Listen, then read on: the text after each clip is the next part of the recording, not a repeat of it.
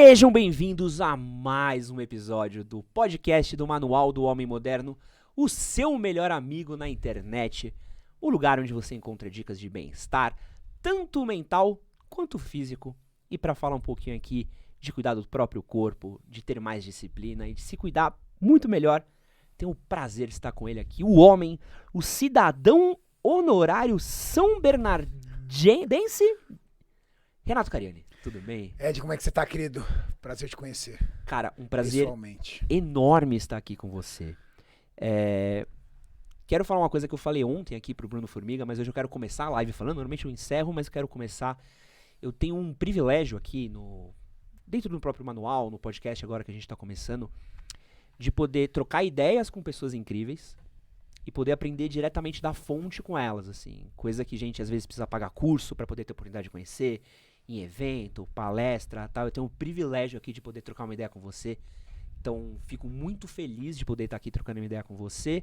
Muito honrado, espero que o nosso papo seja de altíssimo nível. E se alguém ainda não te conhece, Renato, quem é você e o que você faz, meu querido? Pessoal, meu nome é Renato Cariani, eu sou professor de Química, eu sou especializado em metabolismo e emagrecimento, sou professor de educação física, sou empresário, tenho uma atuação na área da indústria farmacêutica, e aí por conta do empresariado também sou formado em administração de empresa com ênfase em marketing, mas a maioria das pessoas me conhecem pelo trabalho que eu faço em rede social.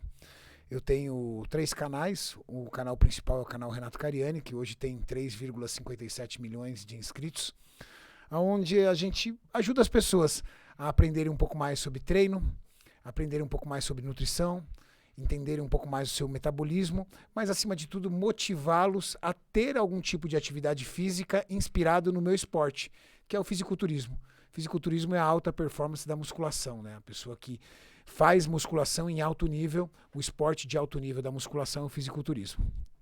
Cara, irado. Já podem começar a mandar as perguntas de vocês, podem mandar superchats, mandar tudo aqui que a gente tá de olho. Lembrando sempre aqui pra vocês, gente, muita educação nos comentários, sejam gentis com o nosso convidado. Quem é novo, chega na boa, se está convidado, está em casa. Quem é das antigas, receba bem os novos convidados aqui dentro de casa. E antes da gente começar também, quero dar um presentinho aqui pra você, Renato, dos nossos patrocinadores da Dove. Legal. Fizemos aqui um kit pra você usar aí pós-treino. Fera! Então temos aí sabonete, temos gel, temos todos os produtos da linha Dove Men Care. Quem ainda não conhece a linha Dove Men Care, convido todos vocês a conhecerem pelo nosso QR Code que vai aparecer aqui na tela, tá? Tá aqui, que lado tá aqui? Desse ladinho daqui? Desse lado aqui? Da minha direita aqui? Que sucesso aqui, ó. Convido todos vocês a conhecerem os produtos Dove Men Care, produtos com 3 vezes mais hidratação. Tem shampoo para cabelo, pelos e barba para você que vai treinar, às vezes vai tomar aquele banho, saiu da musculação, saiu da aula de luta, quer tomar aquele banhão completo ali pra ir pro trabalho, ou pra voltar pra casa, ou pra visitar a namorada. É incrível. Sabonetes também com 3 vezes mais hidratação e perfeito pra quando sua pele fica rugosa. Sabe quando a pele fica ali seca, a mão tá áspera? Meu, é um sabonete incrível. O gel é o gel que eu uso quando tenho cabelo. Agora eu tô sem cabelo, não vou precisar dele por um tempo. E os desodorantes aí, antitranspirantes, que eu já falei que são incríveis aí pra fazer durar mais no seu treino. Eles não mancham as suas camisetas, não estraga aí a roupa que vocês usam pra treinar. Sem contar aí que tem proteção de 72 horas. Então, convido todos vocês a conhecerem nossos patrocinadores pelo QR Code que tá aqui na tela. Também tem um link na descrição do vídeo aqui do nosso podcast e no primeiro comentário fixado. Se importe menos, se cuide mais. E muito obrigado por Dove Men Care por estar ajudando a gente a continuar com o projeto aqui. Um grande beijo pra todos vocês. Renato, quando eu tava estudando pra gente trocar essa ideia daqui, eu cheguei num número que foi divulgado esses dias do Atlas da Obesidade, tá? O Atlas da Obesidade, ele estima que até 2030 o mundo vai ter 1 bilhão de obesos. Porém, ao mesmo tempo, uma coisa que a gente tem visto, principalmente a gente que mora numa capital muito grande, é o aumento cada vez mais de academias. Cara, só aqui no bairro da Moca, é impressionante a quantidade de redes de academia que abrem, academias de bairros que abrem. Como é que você vê essa dualidade? Ao mesmo tempo que a obesidade cresce, a gente tem falado e visto mais coisas fitness por aí. É um consequência do outro ou é mais uma das dualidades que a gente vive hoje? Eu acho que é mais uma das dualidades, mas uma coisa é fato. Cada dia a gente vem aumentando cada vez mais o público que frequenta a academia. Mas isso é uma mudança de mentalidade, Ed. Nossos pais, inviável eles irem para academia. Nossos avós, talvez nem existia academia suficiente para isso. A cultura de ir para a academia é algo mais recente. Se você pegar 20, 25 anos atrás, mais ou menos, a academia era um lugar para pessoas quererem ficar fortes, musculosas. A academia era um lugar para marombeiro. De 2000 para cá, isso foi mudando. E hoje você vê idosos na academia. Você vê garotos de 15, 16 anos na academia. Você vê pessoas que querem exclusivamente saúde e qualidade de vida. Porque o aumento da informação. Na época dos nossos pais, a gente ainda tinha a cultura de achar que se você comesse... Sua mãe pode ter dito isso pra você. Olha, filho, não coma muitos ovos, porque senão você vai ter problema de colesterol. Pô, clássico. Então nós tínhamos uma vivência cultural que era muito desinformada. Então, olha, ovo tem problema de colesterol. Não, a gente sabe que os problemas ligados a colesterol não é a ingestão de colesterol, mas principalmente o abuso de carboidrato. Na mesma época, as pessoas não tinham tanta noção da importância da atividade física. E agora, depois desse período que nós passamos, cara, as pessoas aprenderam uma coisa: precisa se cuidar. Toda grande pandemia, ela traz algum tipo de educação. A primeira pandemia que nós tivemos, a peste negra, no século passado, nós tivemos o aprendizado da questão de controle de pragas, sistema de esgoto, depois a gripe espanhola, elaboração de vacinas, e agora o grande aprendizado é, cara, não importa a idade que você tenha. Se você for uma pessoa obesa, o seu risco de morte é muito maior. Se você for uma pessoa sedentária, o seu risco de morte é muito maior. O número de pessoas que morreram nessa pandemia que nós passamos, de doenças ligadas à própria pandemia, mas que vieram principalmente pelos fatores de risco, por ser um obeso, por ser sedentário, por ter problemas metabólicos, faz com que a pessoa vire e fale assim, cara, eu preciso fazer uma atividade física, não é estética. Não é nem saúde e longevidade, é agora, é vida. Então acho que isso vem mudando bastante. Então a tendência é que o público aumente, mas mesmo assim nós estamos falando de 7% da população. 7% da população. 93% da população ainda não faz uma atividade física regular. É muito pouco, cara. Por isso que o índice de obesidade é muito alto. E qual que você acha que seria... Existe uma resposta? Porque eu não sinto muito que a gente... Porque é muito louco, assim, porque na minha bolha, não sei se é uma coisa da próxima geração, talvez, que vai mudar, ou não, se é uma coisa mais factual, mas essa coisa da obesidade, ela é alarmante, né? Porque quando a gente tá falando de obesidade, ela não é tipo a barriguinha de cerveja, não é a pochetinha. A obesidade é tipo, cara, é um índice corporal bizarro, né? Principalmente quando a gente vê em países de primeiro mundo, Estados Unidos, Europa, que lá você vê um obeso e fala, cara, esse cara aqui é um caso de saúde, né? E será que tem solução isso? Você consegue ver uma alternativa para reverter esses números? Obesidade, a gente tem medidas, né? Uhum. Nós temos a pessoa em sobrepeso, nós temos a pessoa em grau de obesidade 1, grau de obesidade 2 e grau de obesidade 3, que é o obeso mórbido. É aquela pessoa que ultrapassa os 40% de índice de gordura corporal. Imagina você ter 40% ou mais do seu corpo feito de gordura, peso corporal. É algo assustador. Eu conheço pessoas que entraram em processo de emagrecimento que elas tiraram um ser humano delas. Ah, perdi 70 quilos, perdi 80 quilos. Cara, isso é o peso de um ser humano. Caramba. Imagina, eu tinha 180 quilos e perdi 70 quilos. Cara, você perdeu um homem pequeno ou uma mulher grande. É bizarro. Então, isso é muito assustador. Os níveis de obesidade, para você ter uma ideia, a grande maioria da população ela está entre obesidade 1 e 2. Então, o índice é muito grande. E a tendência é isso subir. Por quê? A tecnologia nos empurra para o sedentarismo. Agora você tem tecnologia até para acender e apagar a luz. Você tem comando de voz para acender e apagar a luz.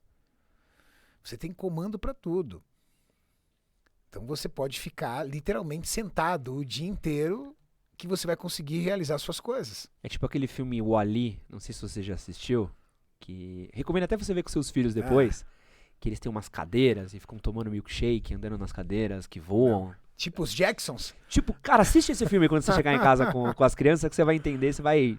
Duvido que você não vai falar disso num vídeo seu depois. Então, e aí você tem esse nível de comodidade. Junto com isso, você tem um nível de entretenimento muito grande. Uhum. Antigamente nós tínhamos a TV aberta. Agora, meu amigo, quantas plataformas você tem disponível para o teu entretenimento? Cara, você tem Netflix, Amazon Prime, você tem uma série de Google Play, você tem uma série de plataformas para te manter sentado assistindo algo. Aí você tem a questão de infra. Qual é a infraestrutura do bairro ou do local onde você mora que te permita realizar algum tipo de atividade física? De graça, às vezes? A maioria das pessoas moram em apartamentos pequenos, com 2, 3 filhos, às vezes, apartamentos de 50, 60 metros. Terceiro, o quanto você está correndo atrás de outras coisas. Grana, por exemplo, estudando. Então, você não coloca isso como uma prioridade. Quarto, o que comer? As pessoas não sabem. Ed, é incrível, mas as pessoas não sabem o que é proteína, carboidrato e gordura ainda. Se você der um alimento para elas, elas não conseguem entender se aquele alimento ele é uma fonte de gordura, uma fonte de carboidrato, uma fonte de proteína, porque isso não faz parte da nossa formação. No nosso ensino primário, no nosso ensino secundário, não tem nenhuma matéria que te ajude a compreender o básico de nutrição. Que poderia acontecer, não é verdade? Já imaginou se as nossas crianças começassem a aprender, ou então na fase de adolescência, entender qual é a composição dos alimentos? Pelo menos eles vão ser um pouco mais seletivos, ou entender pelo menos do que eles estão fazendo. Então, é uma consequência de coisas que não vai mudar. E aí você fala, Renato, por que você acha que não vai mudar? Porque países desenvolvidos, o índice de obesidade é altíssimo. Os Estados Unidos mesmo é alarmante. Se bobear, é maior do que o do Brasil. Sim. Tecnologia, comida fácil. Qual é a comida barata? Pô, nos Estados Unidos. É claro, cara. Não, e nem é barato, é tudo, né? Você vai lá, o almoço dos caras é um burgão. Entendeu? Nos Estados Unidos você tem aquela promoção lá, 2 por $5, o tempo todo. Tá, aí se você for pedir uma salada, são $10. E o Super Size Me? Cara, a primeira vez que eu fui lá é sinistro, assim. Você chega... Cara, você vai pegar um copinho... Tipo, o copo grande nosso aqui é o médio. É o médio deles. É sinistro, assim. Você vê... Pô, eu lembro que eu fui... Isso que eu fui numa cidade muito de esportes, assim. A única vez que eu fui para os Estados Unidos, eu fui pro Colorado, numa cidade onde a galera pratica muito esporte. Eu fui fazer uma corrida na montanha. E... parei pra comer, né? Num dia à tarde e peguei o... eles têm copo de 2 litros, irmão. É sinistro, assim. Quem toma 2 litros de coca no almoço... E eles não têm hábito de refrigerante sem açúcar. Pode ver. Refrigerante sem açúcar lá... Ah, o que você tem sem açúcar? Coca Diet. Pepsi Diet. Acabou. Eles não têm várias opções. Por quê? Sinistro. Porque eles estão acostumados a tomar refrigerante com açúcar lá. É sinistro. É muito sinistro. E tá vindo pra cá isso e aí. aqui também, tá? Aqui também. A gente fala lá. Aqui também. Aqui a maioria das pessoas estão acostumadas a tomar refrigerante com açúcar. Que a gente vive, por exemplo, eu faço parte do fitness, então eu vivo numa bolha onde refrigerante com açúcar é inadmissível. Você pode ir na churrascaria, você pode ir na hamburgueria, você vai pedir uma Coca Zero, mas a grande maioria das pessoas vão utilizar o refrigerante com açúcar. Cara, é foda, né? E chega a ser meio desolador, né? Tem uma coisa, e até queria saber um pouco da sua opinião sobre isso, que é essa cultura que a gente tem do body positive. Porque uma crítica muito grande que a gente vê na internet é essa coisa do... reclama de gordo, mas o gordo tá saudável. Então o cara tá com os exames do dia, então pra ele tudo bem ser gordo se ele tá, sei lá, com triglicéridos. Eu tenho um case disso. Eu tenho um case disso e a gente gravou isso no meu canal. Nós fizemos um projeto com então, na época, meu advogado. E pela vida inteira ele foi obeso, a vida toda. Mas a vida inteira ele tirou um sarro dizendo que os exames dele eram melhores do que os meus, por exemplo. E de fato, quando você entra no estado de obesidade, isso não é uma consequência imediata sobre a sua saúde. É uma consequência imediata sobre a sua estética. Uhum. No momento que você transforma seu corpo pelo acúmulo de gordura, você aumenta a elasticidade da sua pele. Então, sua pele tem que comportar esse peso, então ela vai aumentando a elasticidade. Você vai acumulando gordura, você vai prejudicando mobilidade, prejudicando outras situações, mas não necessariamente os resultados clínicos, principalmente de exame de sangue, são alterados. Perfil lipídico, por exemplo, colesterol, triglicéridos, essas coisas não acontecem. Não no início. Então, o que eu brincava com ele? Eu falava assim, Fábio, você está saudável por enquanto, mas você não é uma pessoa saudável pelo seu índice de gordura corporal. Essa conta vai vir. Bom, passados os seus 30 e poucos anos, quando ele foi chegando mais próximo dos 40, o que aconteceu? Ele começou a ter problemas de perfil lipídico, pré-diabetes. Ele começou a desenvolver problemas metabólicos e, por fim, ele desenvolveu uma trombose, aonde ele teve o risco da amputação de parte da sua perna direita. E aí foi quando ele veio pedir minha ajuda. E aí nós fizemos um projeto. O médico disse que ele tinha que emagrecer 25 quilos para não correr o risco de perder a sua perna direita. E aí foi feito todo um trabalho, ele realmente perdeu, acima disso, inclusive em gordura, ganhou massa muscular, e teve ali a sua saúde pré-restabelecida. Passado 2 anos, ele engordou tudo de novo. E hoje, infelizmente, ele tem sequelas na sua saúde. Então, ser saudável é a forma que você carrega a tua vida. Estar saudável, às vezes, é uma condição momentânea. E também tem uma questão de até mesmo impacto, né, cara? Você pode estar com o corpo saudável, mas se você tiver com sobrepeso, junta joelho. Pô, joelho. Você tá com 40 anos, você sente o joelho mais do que você sentia aos 20. Porque você tá em atividade física constante, não sei se é o seu caso. Mas, pô, eu voltei a treinar recentemente. Cara, eu sinto o joelho. Falo, pô, meu joelho antes não era assim. Então preciso reforçar. Isso aqui não doía tanto, assim. E você, pô, é isso, óbvio. Pô, tô acima do peso, é óbvio que isso tem impacto, né? Claro. Então são consequências que às vezes são de médio a longo prazo, né? Tipo, no momento tá tudo bem, mas amanhã o bagulho vai estourar pra algum lado, né? Sim, e assim, aquilo que eu te falei. A obesidade é uma doença que muitas vezes, no impacto da sua saúde, ela é silenciosa, ela espera. Ela não tem só saúde também, né? Tem a questão também da autoestima. Hoje, a gente está vivendo uma geração que a gente tem que tomar cuidado. Que é a questão do tipo, eu sou feliz assim, e eu quero ser aceita assim, eu quero ser amada assim. Obesidade e estética não necessariamente são conflitantes. Uhum. Agora, obesidade e saúde é totalmente conflitante. Então, me preocupa toda essa romantização que está sendo feita para a obesidade. Eu entendo os motivos. É para que a pessoa obesa resgate a sua autoestima e entenda que, independente do seu estado corporal, ela tem a sua beleza, ela tem sua sensualidade, ela tem sua autoestima e ela é uma pessoa bonita, desejada e amada, ok? Mas será que isso também não vai ser um veículo de motivação para que essa pessoa não se cuide? Continue sedentária, continue obesa, aumente o seu índice de obesidade e comece a ter severos problemas de saúde? É só você entender um pouco mais o que a Organização Mundial da Saúde fala sobre a obesidade, você vai entender que é um dos maiores caminhos para uma morte mais precoce.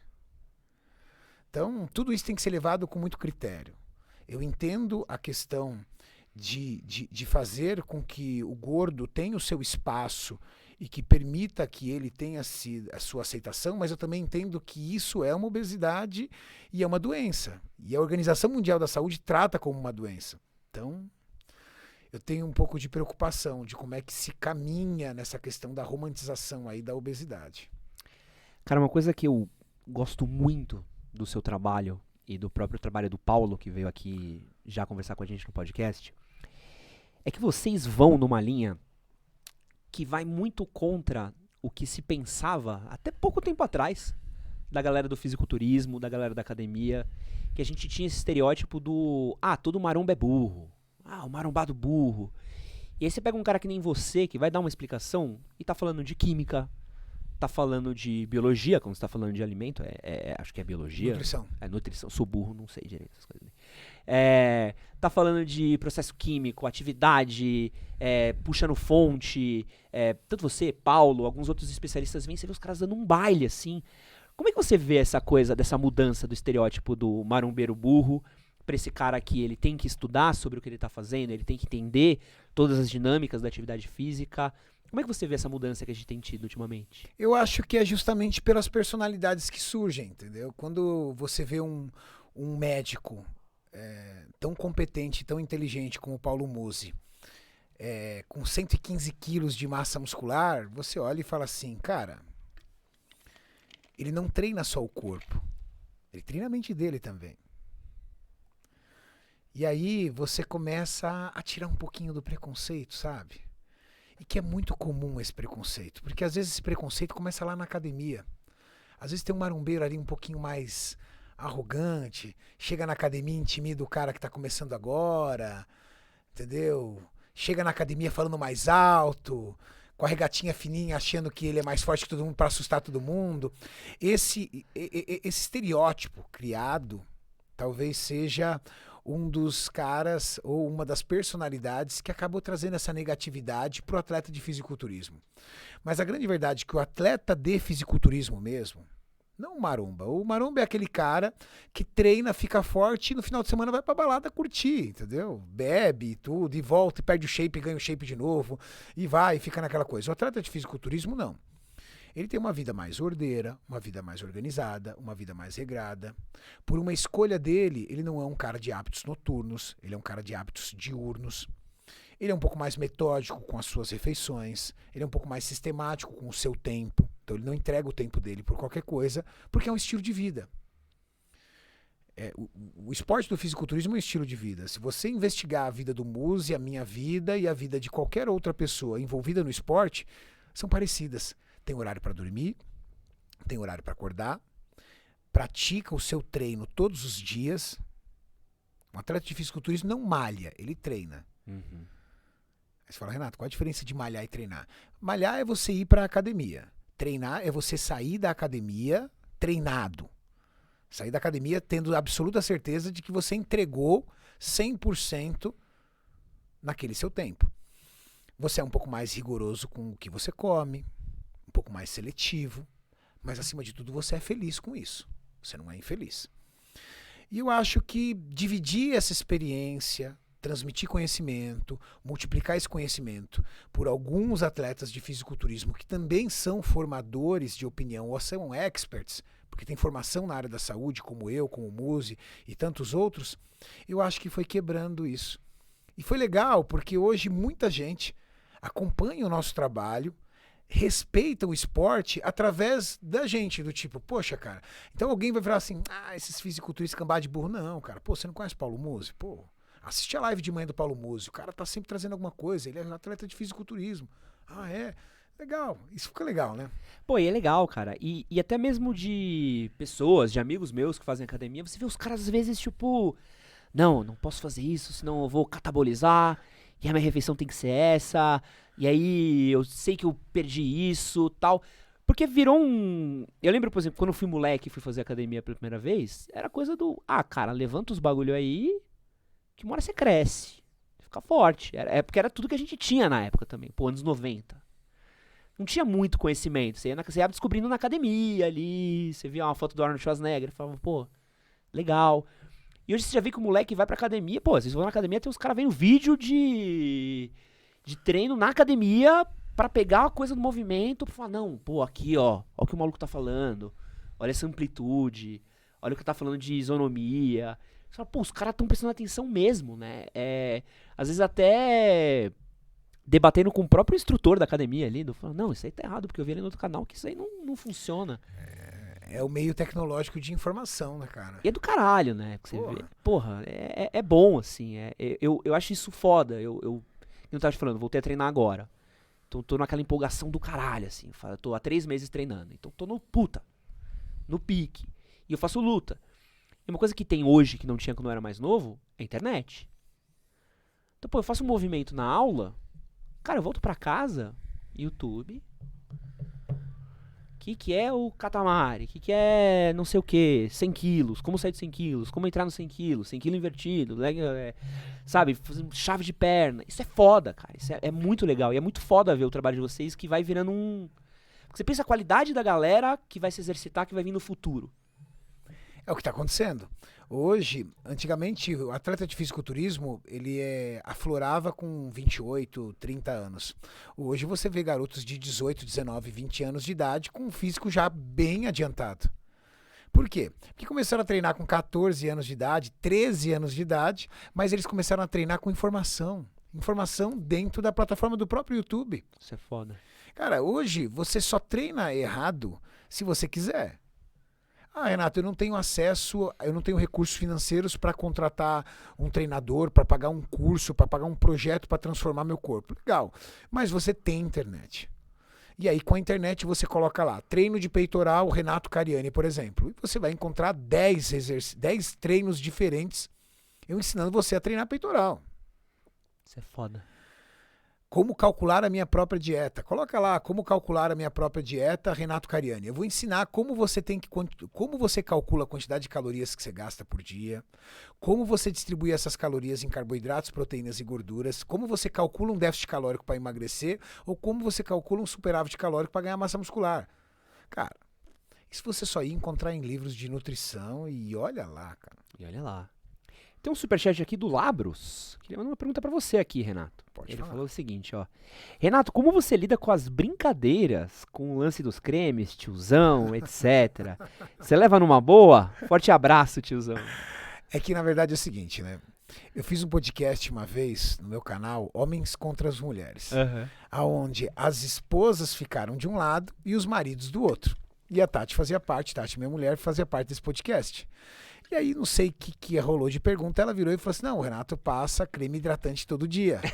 Aí os caras, os meus amigos estavam lá, não perdoaram.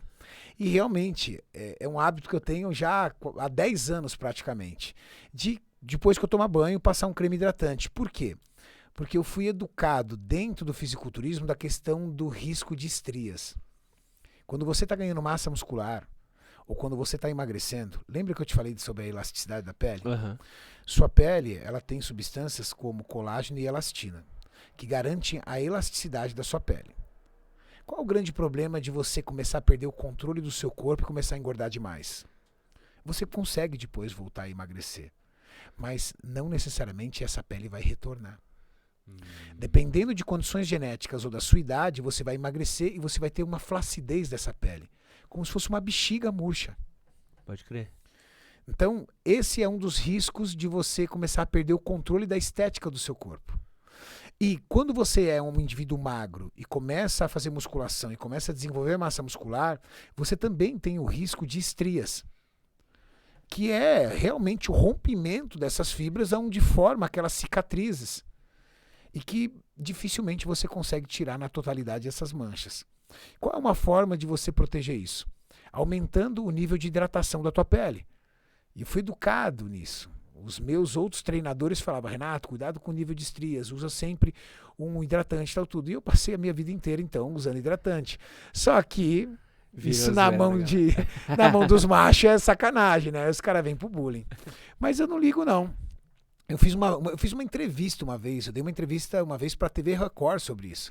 Sobre o uso de creme anti-rugas, facial, creme anti-idade. Eu uso todos os dias antes de dormir um creme no rosto. Eu uso creme hidratante depois que eu tomo banho corporal. Eu me sinto bem, entendeu? E essas brincadeiras, a grande verdade é o seguinte, né? Todas essas brincadeiras, quando você leva numa boa, eu sou o primeiro a dar risada. Porque eu tenho a minha masculinidade muito bem garantida. E não é através do creme que eu garanto ela, né? Vocês consideram um metrosexual, Cariani? Não.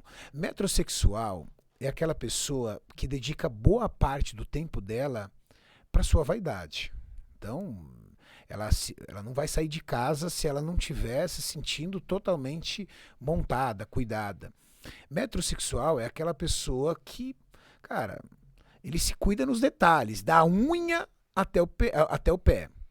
E muitas pessoas confundem o atleta de fisiculturismo com uma pessoa metrosexual. Por quê?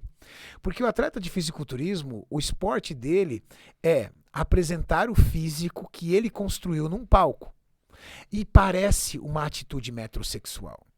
O cara utilizar um shorts de competição e ficar realizando poses demonstrando a sua musculatura.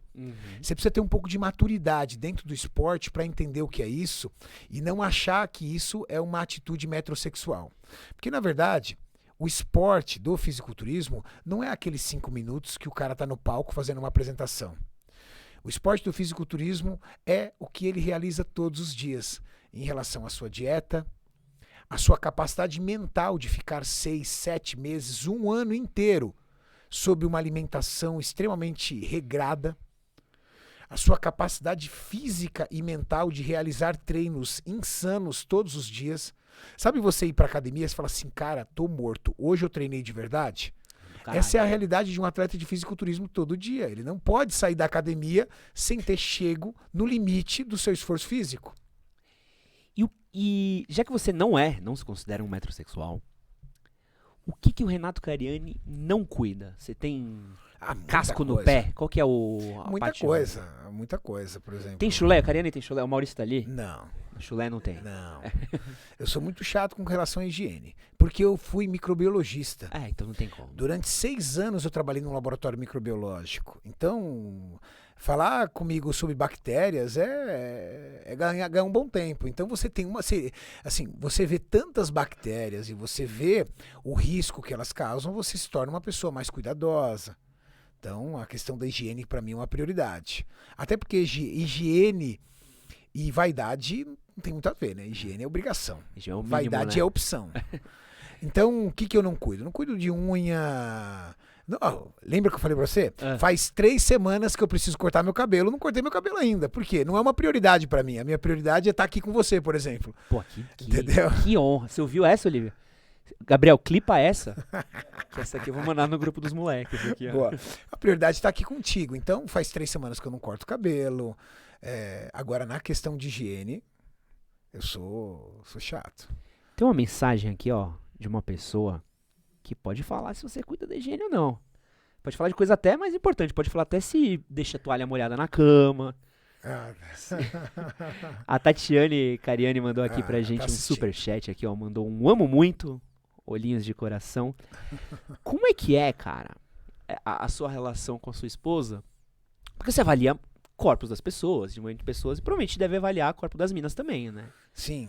Como é que a Tati fica com isso, assim? É de boa? É tranquilo? Rola uns ciúmes? Não, jamais. Já rolou mais. Agora a Tati é muito tranquila. A Tati é nutricionista esportiva. Pô, que legal. Então ela trabalha comigo, a gente tem projetos juntos, ela entende muito bem isso, ela vive isso. Isso faz parte da vida dela como faz parte da minha.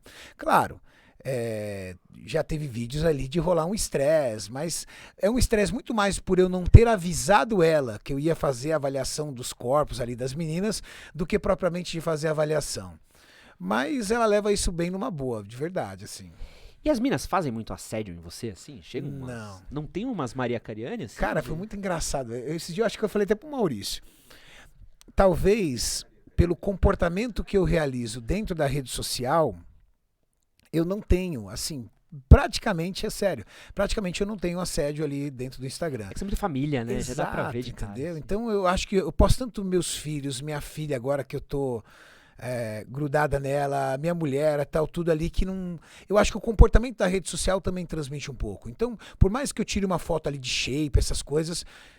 Assim, sem brincadeira, é algo assim muito raro, uma mensagem, uma brincadeira, assim... Dá pra você contar nos dedos essa vida toda. Pô, que foda. É muito engraçado. E dos caras? Não tem uns caras também? Também não. Que da hora. Também não. Tem um amigo meu que ele recebe mais, ele falou que ele recebe assédio mais por parte dos homens do que das mulheres, pra você ver.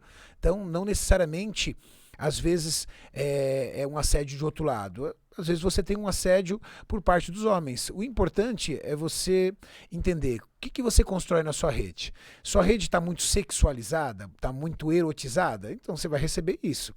Agora, se sua rede está um pouco mais ligada com a sua família, com informação, é mais a minha rede. Minha rede mostra quem é minha vida.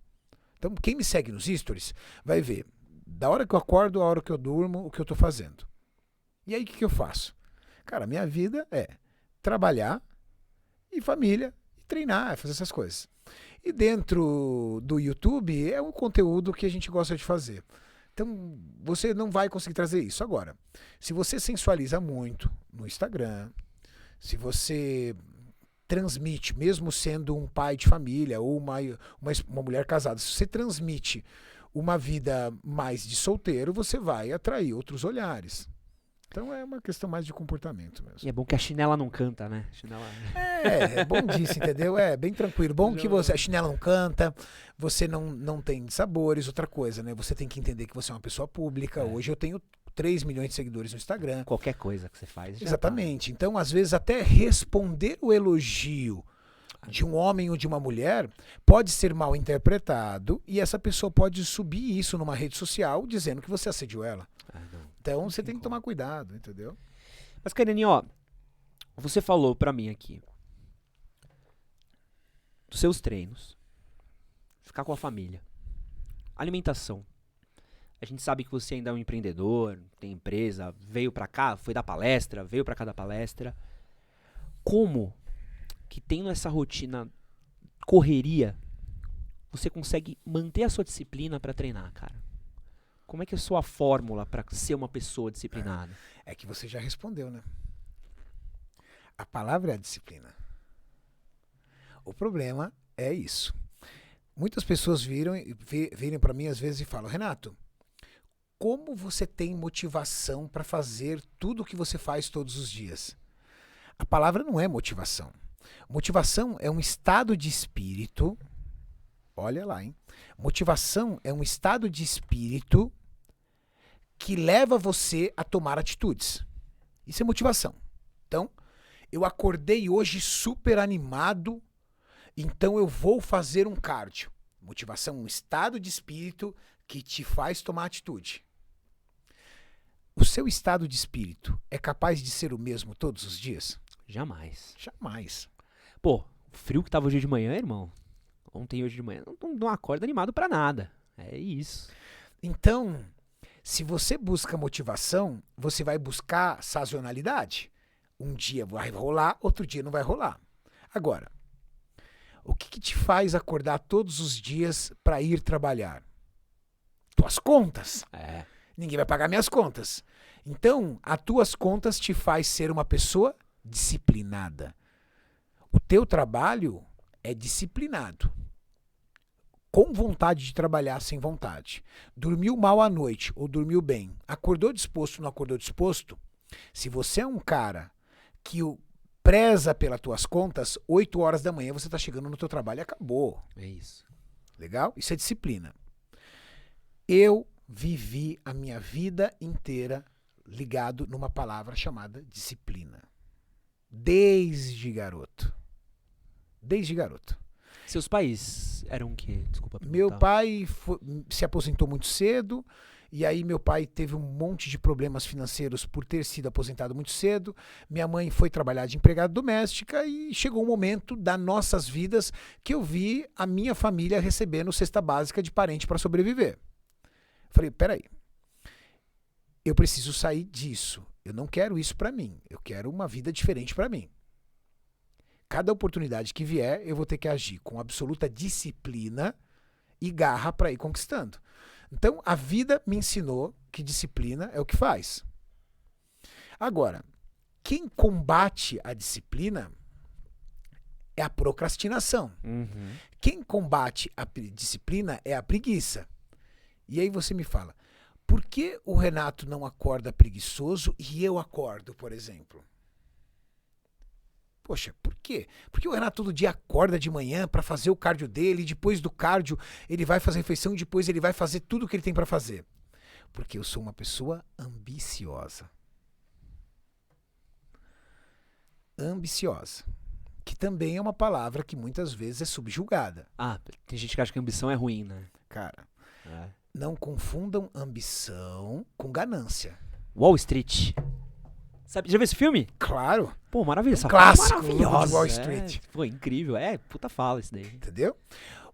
A pessoa gananciosa, ela quer tudo pra ela e de preferência o dos outros. A pessoa ambiciosa, ela é uma pessoa que não mede esforços para buscar o seu objetivo. Ela não mede esforços. Então, ambição somado à disciplina é sucesso, cara. Agora, se você é uma pessoa pouco ambiciosa, se para você o que você ganha já é o suficiente, se você já trabalhando, você já está feliz, se o teu emprego não está bom, mas você adora a máquina de café expresso ou os amigos que estão lá, então você não vai sair de lá, significa que você tem pouca ambição. Com pouca ambição, você se dá o direito a ser menos disciplinado. Entende? Sabe uma pira que eu tenho, Renato? E aí não sei se você vai concordar comigo. É até um problema que a gente viveu recentemente aqui na empresa. Eu sinto que tem essa geração que a gente tá vivendo, e quando eu falo de geração, eu não falo só de molecada, não. Eu falo até de umas pessoas mais velhas que estão no mesmo bonde. Que a gente perdeu a tolerância à dor. Ou ao sofrimento, ou à frustração. Então acontece, tudo nosso hoje dá uma recompensa pra gente. Então você pega o celular, você tá no aplicativo, tem coisinhas pipocando o tempo todo, você tá sempre feliz, você não gosta da série que você tá vendo na Netflix, você troca assim. Você nem pensa. E eu sinto que às vezes quando uma pessoa vai fazer uma atividade nova, e eu vi isso de um professor de desenho meu há muito tempo atrás, foi uma frase que me impactou muito, você vai começar horrível. Não é que você vai começar ruim, você vai começar horrível. Só que você vai errar uma vez, e vai aprender, e vai fazer de novo, e vai melhorar, e vai fazer não sei o que lá. Só que eu sinto que essa geração de pessoas que a gente vive hoje está tão acostumada a ser recompensada sempre, que quando pega uma coisa que é frustrante, do tipo, posso ver um treino seu, fala, caralho, que foda o treino do Cariani. Quero ir na academia fazer o treino do Cariani. Cara, você vai pode ir da Smart Fit até Companhia Atlética, pode ser a academia que for.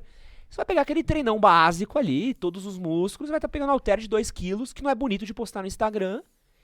E falar, putz, que não é legal. Ou, porra, muito ruim ter que vir todo dia, ou muito ruim ter que trabalhar às vezes todo dia, ou ter que tomar um esculacho do meu chefe. Então eu sinto que as pessoas, elas estão o tempo todo buscando tanto estímulo, que isso impede elas de serem disciplinadas. Porque elas são muito disciplinadas pra assistir série na Netflix, são muito disciplinadas pra jogar LOL, Fortnite, e pra outras coisas que às vezes precisam de uma coisa mais nossa e menos de algoritmo, eu sinto que as pessoas ficam castradas quase, não sei lidar sem ter... Não, faz sentido, sabe por quê? O sofrimento refina. O sofrimento refina você. Quando você passa por uma situação muito ruim, como eu passei no passado, quando garoto, que era uma situação financeira muito ruim, isso não era culpa dos meus pais, isso é consequência de coisas que foram acontecendo, que foi levando a nossa família a uma situação de profunda crise financeira. Quando você passa uma situação muito ruim, você tem duas opções. A opção número 1 é ser refinado por aquilo e falar, cara, eu não quero isso mais pra mim, então eu vou lutar com unhas e dentes pra mudar esse jogo. Ou você também tem uma segunda situação, você fica preso ali. Já conheceu aquelas pessoas que teve um relacionamento muito ruim, ou perdeu o emprego, ou então até quebrou? Você conversa com o cara, passa 10 anos, o cara tá ruim ainda, tá ruim das pernas, você começa a conversar com ele, dá 5 minutos de conversa que você conheceu o cara, ele tá contando de quando ele quebrou há 10 anos atrás. Ele tá lá ainda. Aquela situação muito ruim que ele passou, prendeu ele lá e ele não conseguiu sair. A vida é única, Ed. Nós só temos uma vida. Eu costumo dizer, todo podcast que eu vou, eu uso o mesmo exemplo. Viver é desenhar sem borracha. Quando você começa a sua vida de verdade, quando você é criança, você não está vivendo. Entendeu? O seu jogo não começou. Mas quando você começa a ter responsabilidade sobre os seus atos, e essa responsabilidade começa a construir o seu destino, é como se alguém lhe desse uma caneta e um papel. E você começa a desenhar a tua vida. Só que você não tem borracha. E você vai ali, ó. Você vai errar? Claro que você vai errar. Só que a primeira desculpa do ser humano é, nossa, é errando que eu aprendo. Não, cara, eu sou um cara especialista em tentar errar com o erro dos outros. Se você chegar pra mim e falar, eu entrei ali à esquerda e me assaltaram, eu não vou entrar à esquerda nunca. Eu vou entrar na próxima direita. Se for inteligente, né? Não, mas a maioria das pessoas vão entrar à esquerda e vão dizer assim, assaltaram porque você é burro. Eu sou esperto, eu não vou assaltar. Então, eu aprendo com o erro dos outros. Eu não preciso errar para aprender. Eu sou uma pessoa extremamente analítica. Por quê? Porque dentro desse desenho que você vai, e você vai errar, vai chegar um momento da tua vida, uma maturidade da tua vida, que você vai ter que confrontar esse desenho. E o desenho que você espera fazer da tua vida, todo mundo espera um desenho. Tem que ser harmonioso. Com 40 anos de idade, 45, sei lá, 50 anos de idade, quando você levantar esse seu desenho, você vai ter orgulho. Você vai olhar, vai mostrar para os seus amigos, seus filhos, seus familiares, e falar assim, ó, isso aqui eu desenhei. Ou você vai ter vergonha. Ou você vai se justificar. Ah, mas esse desenho aqui foi por culpa de fulano, culpa do ciclano. Ó, só ficou ruim assim porque na época fulano me atrasou, meu sócio me roubou, minha mulher me abandonou. Meu amigo, são os erros que acontecem. Viver e desenhar sem borracha. E como é que eu desenho sem borracha a minha vida? Eu trabalho duro todo dia. Eu sou extremamente disciplinado. Tudo que eu pegar para fazer, eu vou fazer 100%. Senão não pego. Eu não pego. Quantos não? Eu sou um especialista em falar não. Eu não sou um especialista em falar sim. Sim é fácil, eu falo não. E quando eu falo não é porque ou eu não vou dar conta, ou aquilo não me interessa, ou aquilo vai tomar muito meu tempo e o meu tempo é muito valioso. Quando eu desenho a minha vida, eu entendo que cada dia é um traço que eu dou. E cada dia é um dia de sucesso. Eu não vivo lá para frente, não faço metas longas. Minha mulher sabe, se ela está assistindo ainda, ela sabe. Uma coisa que a gente às vezes se estressa, ela quer fazer uma meta, passou de um ano, não. Ah, vamos fazer isso daqui... Não, se você me perguntar o que eu vou fazer desse ano, eu já tenho planilhado, é assustador. Que da hora. Eu já tenho planilhado todas as ações profissionais que eu vou fazer esse ano. Mas ano que vem eu não sei nem onde eu vou morar, se bobear. Cara, é bom. É bom. Que foda isso. Metas curtas. Metas curtas te levam a resultados grandes. Metas longas te levam a muito sonho. E ter meta, né, cara? Eu só vivo de meta. A gente conversa, a gente tem um público na faixa de uns 20, uns 30 anos, assim, uma galera muito nova. E é muito louco quando você recebe uma galera e é sempre, você sabe, né? Quase sempre as mesmas frustrações, né? É autoestima, emprego, mulher, puta, come a cabeça dos caras. Come. E os caras falando, porra, mas eu não tô ganhando dinheiro, e eu não sei fazer isso, e eu não sei fazer aquilo, não sei pra onde vou. Aí você fala, tá, mas seu emprego é uma merda. Você já sabe que seu emprego é uma merda. Mas o que você tá fazendo efetivamente pro seu emprego parar de ser uma merda? O que você tá fazendo efetivamente pra você sair dessa condição de merda que você tá? Não, nada. Eu casei com 35 anos. Casou da idade ótima pra casar. Por que eu casei com 35 anos? Meu amigo, eu tava focado na minha carreira. É isso. Com 27 anos, com 22 anos de idade, eu tava quebrado, fazendo faculdade. Quebrado, cheio de cheque sem fundo. Com 27 anos, eu juntei meu primeiro milhão. Desculpa. 27 anos, nós estamos falando de 2005. 2005, 1 milhão em 2005. Era dinheiro, tá? É a grana. E com 30 anos de idade, eu comprei 50% da fábrica que eu era funcionário. Uma indústria farmacêutica. Que foda. Então, num gap de 22 aos 30, eu mudei o meu destino. Totalmente. Mas, a galera, às vezes, com 16, nada contra. É só uma forma de você enxergar. 16, 17 anos, começa a namorar sério. Com 20 anos de idade, já começa a achar que quer casar. Com 21, casa pra morar de aluguel. Aí esquece faculdade. Entendeu? Esquece faculdade, entendeu? Ou vai ali se matando para ir pagando. Aí daqui a pouco vem o filho. Aí depois quer comprar um terreno para financiar o terreno e comprar sua casa. E aí comprou sua casa, financiou, vai pagar a casa por tantos anos. E aí ele já começa a sonhar com a aposentadoria. Pelo amor de Deus, cara. Sonhar com a aposentadoria me dá síndrome de pânico. Você tá sempre apagando o próximo incêndio, né? É meio bizarro, assim, né? Uma vida...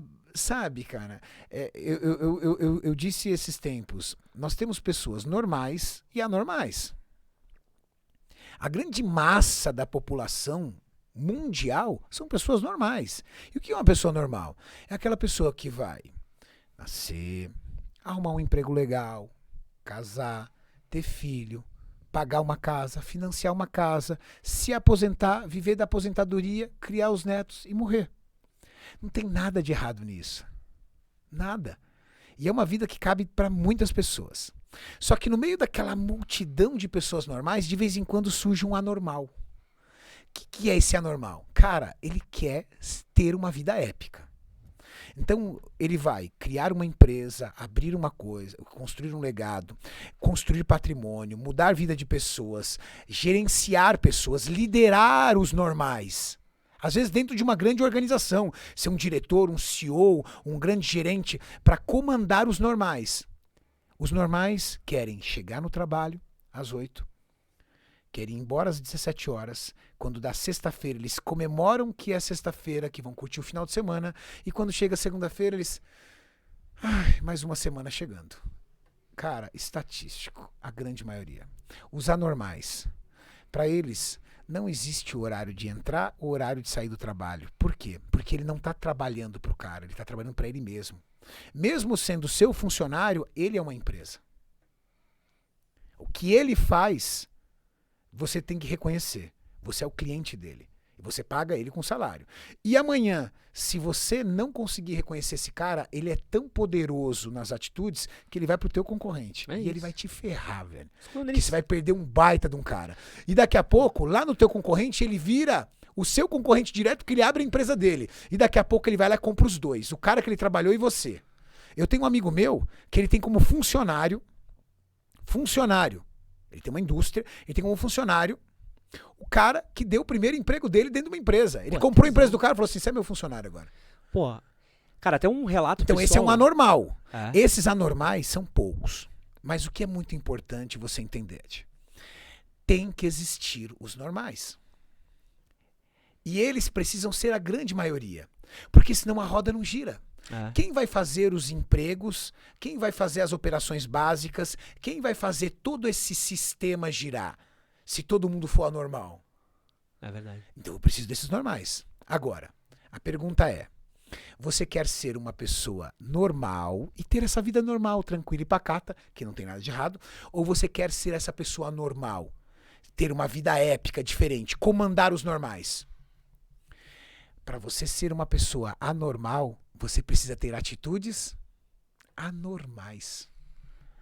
Então você não vai poder trabalhar como todo mundo trabalha, porque senão você é um cara normal, você vai ter que trabalhar mais. Você não vai poder estudar o básico como todo mundo estuda, você vai ter que estudar mais. Você não vai poder deixar de ser, você não vai poder ser tão ortodoxo, você vai ter que ousar mais, arriscar mais, sofrer mais, se ferrar mais. Porque você tem que tomar atitudes anormais. Cara, até um relato pessoal meu, e que faz todo sentido isso que você falou. A gente criou o Manual do Homem Moderno em 2012. Eu criei ele dentro da empresa que eu trabalhava. E durante muito tempo eu tentei vender o manual dentro da própria empresa. Falava, cara, a gente era um veículo, trabalhando numa grande empresa de comunicação no Brasil. E o Grupo RBS, não sei se você conhece, Claro. que são gigantes lá no Sul. E eu tentava vender dentro do próprio. Cara, eu tenho isso aqui, tô criando e tá crescendo. E a gente batia, tipo, o site no qual eu trabalhava batia recorde de meta. Eu falava, cara, ó, tem esse projeto pessoal meu que eu consigo fazer ser legal, e ser bacana tal. E nunca ninguém quis pegar. E um dia eu cansei. Falei, bicho, quer saber? Foda-se. Não quero mais trabalhar nesse lugar, tô de saco cheio, cabeça tava atorando, chefe arrombado, lugar arrombado. Sabe um lugar que você fala, meu, eu sou um pouquinho melhor que isso, Um sabe? anormal no meio de pessoas normais tentando te empurrar pra normalidade. Aí eu saí. Falei, cara, chega, vou tentar fazer meu bagulho. Meu pai quase me matou. Básico. Foi. É Eu uma lembro. empresa grande, né? Lembro até hoje a ligação que eu fiz pro meu pai. Meu pai falou assim, filho, te amo, respeito todas as suas decisões, você é homem, pode fazer o que você quiser, mas eu não faria isso. E aí perguntou do plano de saúde, que sempre perguntou no plano de saúde, que é o... Cara, em 2 anos a gente tava batendo o mesmo número de audiência que eu batia com o meu site grande, que eu era editor no Grupo RBS. E é muito isso, né, cara? É querer um pouquinho mais, né? Quero saber de você, Kariane, até nem tá na minha pauta, mas foi uma coisa que veio na minha mente aqui. O que é mediocridade pra você? Olha, mediocridade, de verdade, não é uma pessoa querer uma vida normal. Eu tenho um amigo meu que ele é professor universitário E o sonho dele, cara, formado na USP, o sonho dele era, quando eu me formar, eu vou morar no meio do mato. Cara, ele é professor universitário hoje, numa cidade no interior de Minas. Ele mora numa fazenda e ele é uma pessoa absolutamente feliz. Se eu tirar ele dessa vida e colocar ele numa área urbana para ser reitor de uma universidade, ganhar R$ 150.000 por mês, você acha que ele vai ser feliz? Jamais. Mediocridade é você levar uma vida infeliz. Isso é mediocridade. Mediocridade é você acordar na segunda-feira e reclamar pra caramba do teu trabalho. Mediocridade é você trabalhar num local que não te faz bem. Mediocridade é você ter uma esposa por conveniência ou um marido por conveniência. Mediocridade é você ter estudado uma faculdade e ser apaixonado por outro curso.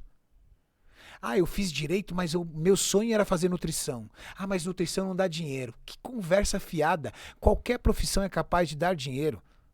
Qualquer profissão é capaz de dar dinheiro. Eu tenho amigos meus que são formados em educação física, que trabalham na plataforma digital e que ganham R$ 150.000 por mês. E eu tenho amigos meus que são médicos, que faz plantão de 48 horas para ganhar 600 conto.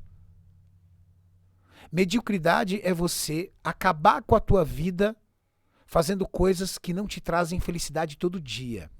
O segredo para você ganhar dinheiro, para você ser realizado profissionalmente, é você gostar do que você faz. Você tá trabalhando aqui, Ed? Não, puta. Você tá se divertindo, cara. Hoje, gente, isso aqui, desculpa, eu tô na aula. Isso aqui pra mim é uma aula. Você tá se divertindo, não é verdade? Caralho. Eu só não tô tomando nota porque tem muita coisa pra fazer, mas é do caralho. Você tá se divertindo. Por quê? Porque você gosta do que você faz. Sim. Ah, Renato, é muito fácil você falar isso para um apresentador de um canal famoso. É muito fácil você falar isso que você é um influenciador do meio fitness. Eu amava trabalhar na bancada de laboratório. Eu era feliz. Eu desenvolvia testes, eu desenvolvia metodologias, eu amava trabalhar no laboratório microbiológico. Sabe por quê? Porque quando eu estou trabalhando, eu descubro ali aonde eu me faço feliz. E não onde você se faz feliz. Quando você entende que tudo envolve competitividade. Porra, não, o quê? Cara, eu tinha um tesão meu. E, era assim, e ninguém entendia. Pensa que eu trabalhava numa redação com 30 pessoas. Que eu acabei virando editor lá dentro. Mas eu cuidava de número. E eu tinha um tesão meu de pegar uma matéria e ver a matéria assim, cara, essa matéria dá 100 visitas por dia. Você conseguiu fazer essa porra dar 150 visitas por dia? Cara, dava 150, eu falava, aí ó, 150 visitas, caralho. Eu falava, pô, mas o que você tá comemorando? Eu falei, mano, o bagulho era isso. Eu fiz fazer isso. E foi eu que fiz. E é foda, ia ter resultado, ia não sei o quê. É meio bizarro uma coisa que a gente vive das pessoas não terem. Não sei se é ambição, se é abraçar a mediocridade, se é um zeitgeist da geração que a gente vive. As pessoas precisam se encontrar, Ed. Eu, dentro do laboratório, eu tive a oportunidade de desenvolver uma metodologia para analisar. Eu tinha uma empresa que criou um creme hidratante para o rosto com vitamina C. Pode crer. A Anvisa bloqueou. Falou assim, você precisa provar para mim que essa vitamina C, passando pela pele, será capaz de continuar sendo vitamina C ou se ela não vai sofrer algum tipo de oxidação, deixando de ser vitamina C. Por quê? Porque a vitamina C ela sofre uma oxidação muito fácil. Uhum. O ácido ascórbico, que é a vitamina C, pode virar muito facilmente ascorbato de sódio, por exemplo. Legal. Eu consegui, depois de muitos testes, juntamente com outros colegas de equipe, conseguimos desenvolver uma sistemática de análise. Cara, muito louco. Utilizamos uma pele sintética, colocamos uma câmera que chama câmera de Neubauer, gotejamos o negócio, aí transferia por essa câmera, puxava na seringa, jogava dentro de um espectrofotômetro e conseguimos mostrar dentro do espectrofotômetro que migrava. Entregamos o processo para a empresa registrou. Quando registrou, na época, eu falei para os meus amigos, para a galera que convia comigo, eu falei assim, ó, tá vendo aquele creme que você tá vendo na propaganda da TV? Eu fui um dos caras que consegui desenvolver a metodologia. Se esse produto tá ali, é pra minha coisa. Atitudes anormais. E às vezes não é só grana. Eu nunca foquei grana. Grana foi sempre uma consequência. Uma consequência de realizações épicas. através de atitudes anormais. Só que, cara, para eu desenvolver, juntamente com alguns amigos meus, essa metodologia que nós desenvolvemos, cara, não tinha horário para entrar no trabalho, não tinha horário para sair do trabalho. Ah, molecada hoje em dia não sabe mais o que é isso, cara. Cara, É foda. Não sei se é que eu tô traumatizado, mas eu vejo. eu acho que é. Eu acho que Para de rir aí, o Gabriel rindo ali atrás. O Ed, é estatística. Lembra? Vai por mim. São 95%, 97% de pessoas normais. Só 3, 5% no máximo. Então, quando você olha sempre a mesma história. E quem sabe, depois desse podcast aqui, a gente não consiga despertar várias pessoas anormais. Pô, meu sonho. A gente gravou vídeo hoje falando disso. Meu sonho. Porque, cara, é bizarro, assim. Eu fico puto. Puto, Cariani. Que é quando o discurso é muito mais bonito que a atitude. Que é o cara olhar no meu olho, assim. Quero, tô afim, sou capaz, vamos, tô dentro, confia. Fala, porra, vamos então, caralho. Falou bonito, o cara fala bonito, parece William Wallace. Você fala, vamos, cuzão, caralho. E o cara começa a fazer, você fala, pô, irmão, 5 minutos lá atrás tu era um general, filha da puta. Agora que nós precisamos fazer o corre, você vira um cabo? Nem o cabo, você vira o corcunda do 300, que é o irmão que serve de porra nenhuma, velho. Vai tomar no cu. E é muito doido que você abre o Instagram e, pô, você é uma figura de redes sociais.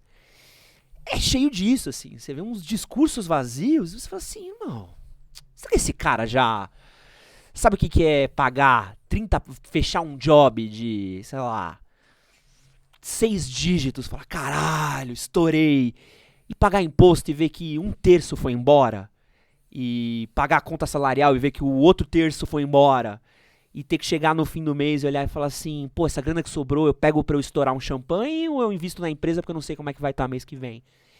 E a gente vive esse momento, né, Kariane, do discurso bonito e da pouca ação, né? Como é que você lida com essas coisas esses perfis de redes sociais, essas galera fazendo esse conteúdo? Como é que você vê esse cenário que a gente construiu? Eu tenho a responsabilidade de cuidar de uma equipe, né? Eu cuido de uma equipe de atletas. E eu acho que a figura, a personalidade reflete até no atleta. Tem muitos atletas que têm um potencial genético incrível, mas não têm o mesmo potencial mental. E a falta de potencial mental faz com que esse potencial genético não avance. Caramba. Então, eu acho que a grande jogada para você conseguir selecionar bons, vamos dizer assim, bons companheiros ali, bons aliados, é você encontrar quem tem boa capacidade mental. É você encontrar quem tem boa capacidade mental. Nós fomos dar uma palestra agora para o batalhão de choque da Polícia Militar, né? Que é o esquadrão de elite da Polícia Militar. O capitão que nos atendeu, o capitão Veríssimo, ele falou, Renato, quando a gente vai começar um curso, junta lá 20, 30 pessoas para passar pelo teste. Muito parecido com aquele do BOP lá do filme, sabe? Ele passa ali por 3 meses de teste. 3 meses? Não, 3 meses ou 3 semanas, Maurício? 30 dias, perdão. 30 dias e 40 dias é de oficial, né? 30 dias de teste. Ele vai passar 30 dias de sofrimento. Ele falou assim, Renato, quando eu vou começar a conversar, eu troquei meia dúzia de palavras, eu já sei. Esse.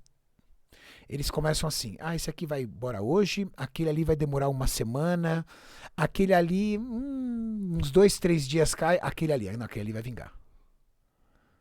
Aí você fala, mas como? Como é que eles sabem quais serão os policiais que vão conseguir passar por tamanho sofrimento e quais que não vão passar por tamanho sofrimento? Porque existem pessoas que são claramente sangue no olho. E o sangue no olho, às vezes, não é nem a palavra. Porque na rede social todo mundo tem palavra. Para postar, todo mundo posta. Mas o sangue no olho você conversa sério na conversa. No começo do bate-papo você já sabe qual é que é o do cara.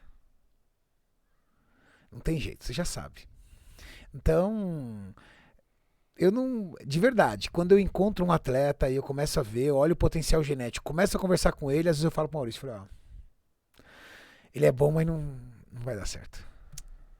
Não tem jeito. Que foda. Eu tava tendo esse papo com o Douglas Flamino, que é um cara que fala bastante sobre hábitos, né? E a gente tava falando sobre atletas de elite, né? E eu tô até contando um caso pra ele, eu tive o prazer, assim, foi um bagulho pra mim sinistro. Eu conversei com o Bolt. Ô, louco. É. E no mesmo ano que eu conversei com o Bolt e o Neymar. Então foi umas coisas, tipo, cara, é muito sinistro a energia dos caras, assim. E você vê que os caras nasceram pra ser atleta de ponta. De ponta, tipo, louco, assim. O Bolt até mais, que você fala com o Bolt, irmão, o Bolt entra na sala, parece que entrou um titã, assim. Você fica, tipo... E é uma excelência gigante. E aí eu até perguntei pra ele, queria saber de você, mas acho que você até já deu resposta, da onde vem essa excelência, cara? É da prática, é da confiança, é da cabeça, é do todo? Como é que esses caras que são acima da média, que a gente tem Cristiano, Messi, Bolt, Phelps, da onde vem essa excelência? Da competitividade. É mesmo? Eu acho que o esporte, qualquer atleta, tá? De qualquer modalidade, o maior ensinamento que ele pode trazer para pessoas que não são atletas é você criar um pouco de competitividade. O espírito de competitividade te refina. O espírito de competitividade te deixa forte. Uhum. Ser competitivo é para todo mundo. Eu fico triste quando alguém vira e fala assim pra mim: eu não sou nada competitivo. Cara, você, para crescer dentro do seu ambiente, rede social, YouTube, você precisa ver o que está acontecendo nos outros canais. Quem são as referências? Vou lá ver como que está acontecendo no Flow. Vou dar uma olhada no Podpah, vou dar uma olhada no Inteligência Artificial, vou dar uma olhada lá no Rafinha Bastos, tô dando uma olhada ali no que os caras estão fazendo. Pô, isso aqui deu certo, vou fazer. Pô, isso aqui não deu certo, não vou fazer. A gente não é nóia disso, Olivia? Entendeu? Olha, isso aqui foi legal. Pô, esse cara é bom, vamos chamar. Agora imagina, eu não sou competitivo, eu quero fazer o que eu quero aqui, eu vou sentar aqui, não vou ver nada, vou chamar quem... Eu não consigo. Eu sou nóia da competição, Renato. É bom demais. Se você não for competitivo, você vai ser estatístico. É. Estatístico vai pro geral. Não, e aí cai na sorte, né? Você tem que... E a gente tá falando daqui. Vamos falar de podcast, vai? Uma coisa que eu falo. Cara, eu podia trazer aqui... A gente até brinca assim. Podia trazer milhões de pessoas. Podia fazer uma coisa super conceitual do caralho. Só que qual que seria o problema? Eu teria que fazer um esforço imaculável de estudo, de como tirar uma pauta legal de um cara, de fazer um conteúdo que seja bacana para as pessoas se interessarem, para poder falar desse assunto, blá, blá, blá. Mas aí você acha um cara que, puta, o cara fala muito bem. Esse cara tem uma carreira muito legal. Pô, mas ele já foi ali. Cara, foda-se. A gente consegue ter conversas diferentes, a gente consegue ter frutos diferentes, a gente consegue pensar estratégias diferentes, e às vezes isso daqui é uma projeção porque eu vou fazer amanhã, ou que eu fiz ontem, ou que eu posso fazer depois de amanhã. E porque eu sou competitivo não só com os outros, mas comigo mesmo. Tipo, porra, puta, não sei se você tem essa pira. Eu detesto fazer o bagulho e ver que não foi pra nada. É terrível. É terrível. Você olhar e falar assim, mano, perdi 2 horas da minha vida porque eu sou um preguiçoso. Gosto muito de videogame, gosto muito de Netflix. Então pra mim assim, preciso fazer meu trampo, resolver os bagulho, porque meu videogame tá me esperando. Entendi. Preciso ganhar minha grana, porque daqui 3 anos sai um PlayStation 6 e eu quero poder comprar tranquilo. E é muito louco, né, cara? E toda vez que você vê uma pessoa que não é competitiva, você vê uma pessoa do tipo... Depende muito da sorte, né? Depende muito de uma bênção ou de um talento. E eu não sei se tem essa pira. Dependendo do talento é difícil, né, irmão? Porque o talento falha, né? Chega um dia que você se fudeu, né? O talento não piscou, né? Todo mundo tem um talento. O problema é que às vezes você tá tão preguiçoso ali que você não quer nem procurar qual é o seu talento. Às vezes eu recebo mensagem de seguidor falando assim, Renato, eu não tenho talento nenhum. Aí eu falei, não é possível que Deus seria tão maldoso contigo para não te trazer nenhuma habilidade, nenhuma capacidade, nenhuma competência. Agora, como você desenvolve isso, né? Eu tive uma vez uma história de um funcionário na fábrica. Eu tinha um operador de máquinas e que a função dele era abrir e fechar válvulas. Quando você abria a válvula de aquecimento, passava nessa tubulação vapor para aquecer os reatores. Quando ele fechava a válvula de aquecimento e abria uma outra válvula, na mesma tubulação passava água conectada a um refrigerador para resfriar o reator. O pessoal da equipe de manutenção foi fazer uma manutenção e pediu a ajuda dele para fazer as conexões.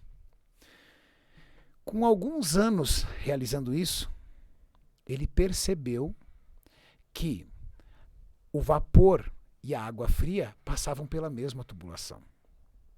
Como é que você, durante 3 anos, abre e fecha um registro e não parou para perceber que a tubulação era a mesma? Existem pessoas que vieram nesse mundo e que não sabem ainda por que vieram. E se uma dessas pessoas estiverem aqui nos ouvindo, ela tem que olhar e falar assim, cara, eu tenho que tomar uma atitude. E era interessante a surpresa dele quando viu isso. Entende? Ou seja, ele ia para o trabalho de forma intuitiva, ele realizava o trabalho dele sem a mínima curiosidade, sem o mínimo interesse em saber, por que passa? Agora, quando o cara é diferente, o cara, você contrata o cara é um cara de pouco estudo, de pouca instrução, mas o cara é diferente, cara. Você contrata o cara, aí tá lá passando a tubulação, aí ele olha, ele quer entender, ele fica intrigado. Ele pergunta, fulano, o que é isso aqui? Daqui a pouco vem o cara da manutenção fazer a manutenção. Ele fala assim, tá, mas por que faz? Daqui a pouco ele tá no lugar do cara da manutenção. E do lugar do cara da manutenção, ele tá no lugar do operador. E no lugar do operador, ele tá no lugar do líder. Eu tenho exemplos na fábrica. Já contei exemplo de pessoas que dentro da fábrica entraram como auxiliar de produção e hoje são gerentes de uma unidade. Mas aí... Depende, né? Eu fico e doido... não é instrução, informação, estudo. Isso você vai se capacitando. Tá? Se você tem 20, 22 anos de idade e não fez uma faculdade ainda, calma, tá tranquilo, você tem prazo. Agora, como você lida com as suas oportunidades, né? Pô, o emprego é uma oportunidade. Ah, mas eu detesto meu emprego, tá? Mas é o que você tem, cara.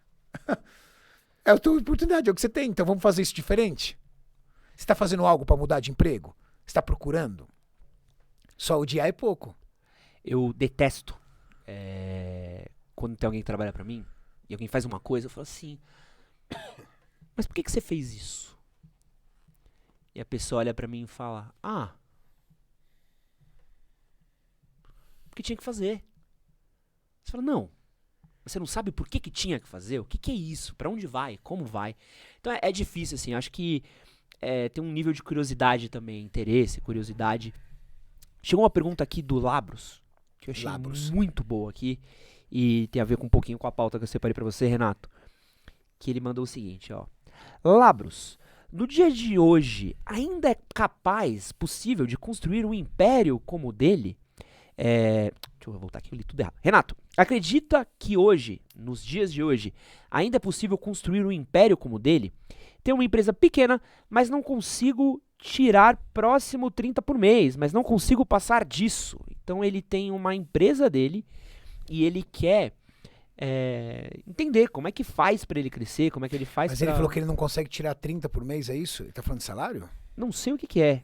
Esse 30 eu não entendi. Mas ele, pelo jeito, ele tem a empresa dele e tá porque passando assim, perrengue. Porque uma coisa é fato, né? Hoje eu tenho a fábrica, sou sócio da fábrica, uma fábrica consolidada, tem sede própria em São Paulo, tem uma filial enorme no interior, legal, beleza, mas peraí. Eu entrei nessa empresa em 2000, janeiro de 2000.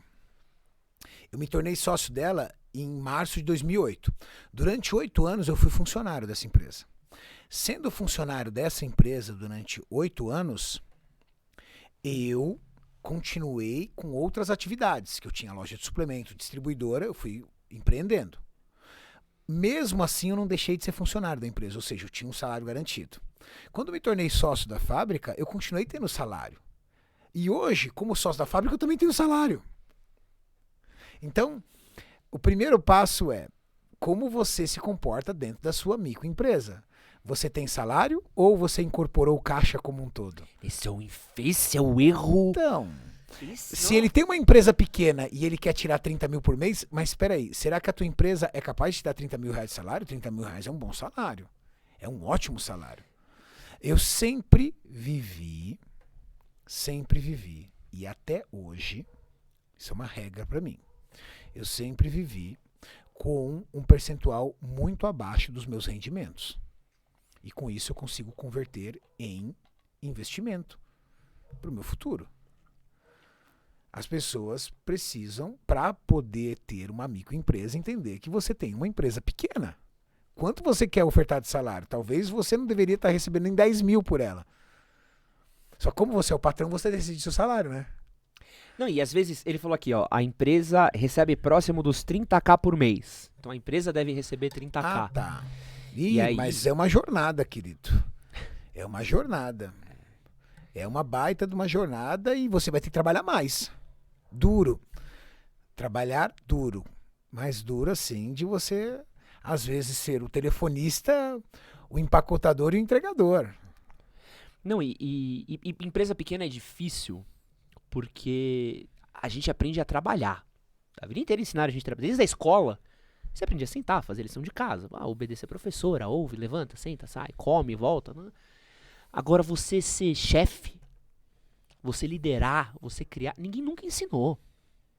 Alguém quando você era mais novo, você lembra de uma aula do tipo, esse é o jeito de tratar pessoas, esse é o jeito de bater metas? Não. Não, e gestão administrativa também, né? Você não tem conhecimento sobre política tributária, você não tem conhecimento sobre questões fiscais, e aí você tem dificuldade. Microempreendedor no Brasil primeiro ano, 50% cai por terra. Depois vai sobrevivendo. Eu, dentro da minha história como empreendedor, eu comecei com uma loja, cheguei a 7 lojas e uma distribuidora. Mas as minhas atitudes sempre foram muito arrojadas e trabalhando muito. Ser microempresa é difícil, cara, porque aí tem uma série de variáveis, sabe? O nível que você conhece do mercado, a sua especialidade, a sua capacidade organizacional. Você ter uma padaria, você não precisa ser o melhor padeiro. O melhor padeiro você contrata. Você tem que ser um bom administrador. Entendeu? Mas, se você for um excelente padeiro e ter a tua padaria, ótimo. Mas quem está fazendo o administrativo é você também? Mas será que essa é a tua habilidade? Será que essa é a tua capacidade? São muitas variáveis, entende? A microempresa no brasileiro é uma empresa muito familiar, né? Sou eu, a minha mulher, o meu filho, o meu primo, aí eu chamei mais um amigo, entendeu? É uma coisa ali que todo mundo está se ajudando, né? Então, para você transformar, para você sair de uma microempresa para uma empresa convencional, é um salto muito grande. Por virar um simples? Nossa, você não entendeu? Como a gente comemorou o dia que a gente virou simples, que a gente falou, pô, estamos ganhando dinheiro, viramos um simples. Primeiro imposto que chegou, a gente, porra, que saudades quando não era, né? Que volta. E é muito complicado que hoje, não sei se você tem essa visão, mas eu sou neto de comerciante, né? Meu avô tinha uma vendinha. E meu avô, durante muito tempo, foi até que conseguiu sustentar bem a família, sem nenhum luxo, mas mantendo bem até. Ele tinha uma vendinha do bairro. E a vendinha do bairro tinha uma função, que era vender coisas para aquelas pessoas naquele raio de 10 quarteirões que estavam ali perto. Então, precisamos comprar arroz, vamos no Seu Cido. Comprar coca, vamos no Seu Cido. Era muito simples. Trabalho duro, acordar cedo, comprar as coisas no mercado maior, trazer para lá suave. Hoje, irmão, para você ter um negócio, seu negócio ter as coisas lá dentro, você tá começando. Onde é que é seu ponto? Como é que você segura cliente? Você tá na internet? Como é que é seu marketing? Como é que é seu inbound? Como é que é o seu B2C, o seu B2B? Como é que é a sua distribuição? Você consegue melhorar tempo de entrega? Você consegue criar amplitude? Você vai ser um franqueado ou não vai ser um franqueado? Você vai abrir franquia? É muito louco, cara. E pra quem tá começando, é quase uma equação química, né, bicho? Difícil. Por isso que eu falo que nem sempre é ruim você ser empregado. Entendeu? Eu tenho amigos meus que são empregados e são muito felizes por serem empregados e ganham muito bem.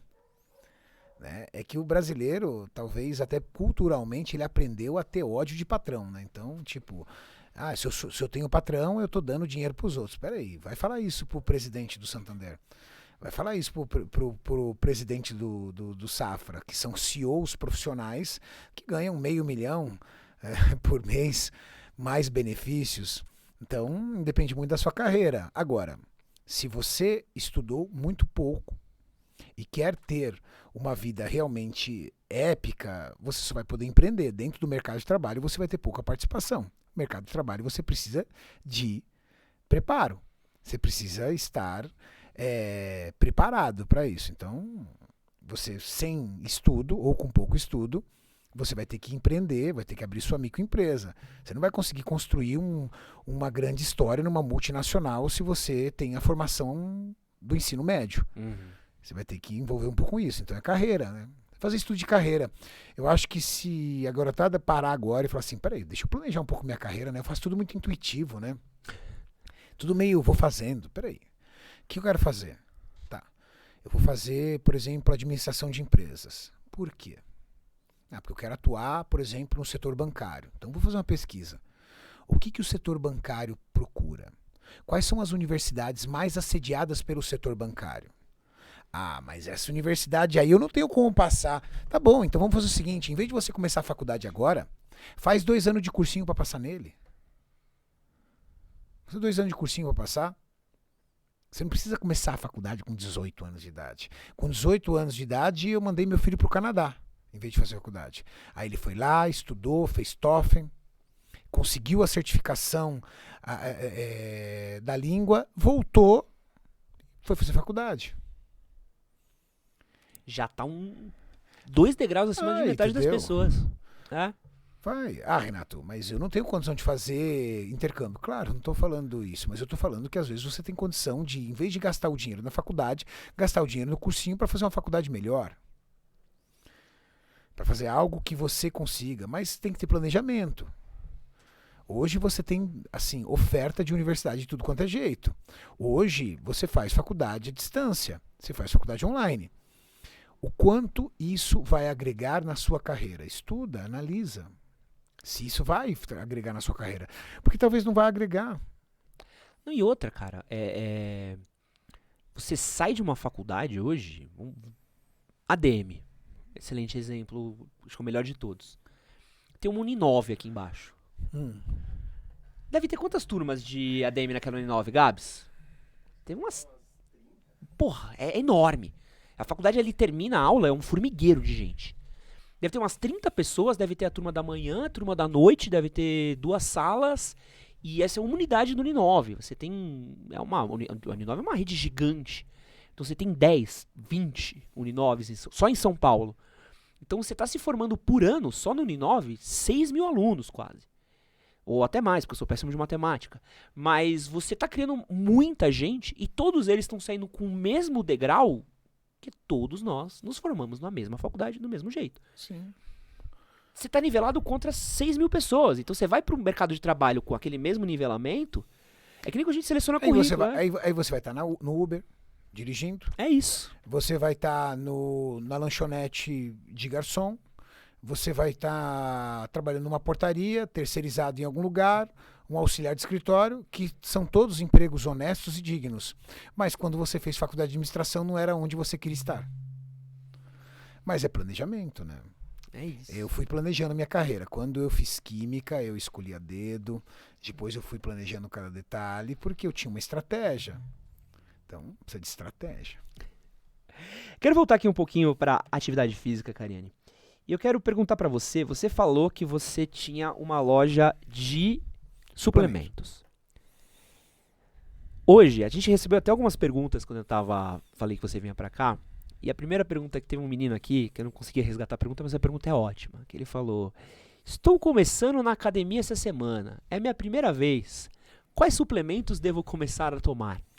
Eu acho que ele primeiro precisa passar por uma fase de adaptação. Pelo menos 15, 20 dias, até 30 dias, só ele e o treino. Depois dessa fase de adaptação, ele tem que fazer uma fase de adaptação também da sua alimentação. Porque a atividade física chama uma alimentação. Se você acordar pela manhã e fazer uma atividade aeróbica, você vai ser mais seletivo com o que você come. Você fala, acabei de treinar, não vou comer besteira. Se você não treinar, o que você faz? Vou comer o que eu quero, dane-se. Então, o treino chama uma boa alimentação. Aí você alinha a sua alimentação. Então você começa a pensar mais no consumo de proteínas, você começa a comer alimentos mais saudáveis, vai reduzindo o número de alimentos industrializados, alimentos com alta densidade calórica, e aí você faz uma adequação da sua alimentação. Não necessariamente uma dieta, mas você começa a comer melhor. Aí você pode pensar num suplemento nutricional. Porque tem galera que acha que o whey é a bengala do treino, né? Já... Na verdade é que você tá focado, você tá empolgado. Então você fala, pô, vou entrar na academia, vou comprar meu suplemento. Tudo bem, eu entendi, você tá focado, você quer criar uma infraestrutura para te levar para frente. Também vai dar certo se você tomar suplemento, não vai dar errado se você começar tomando suplemento. Legal?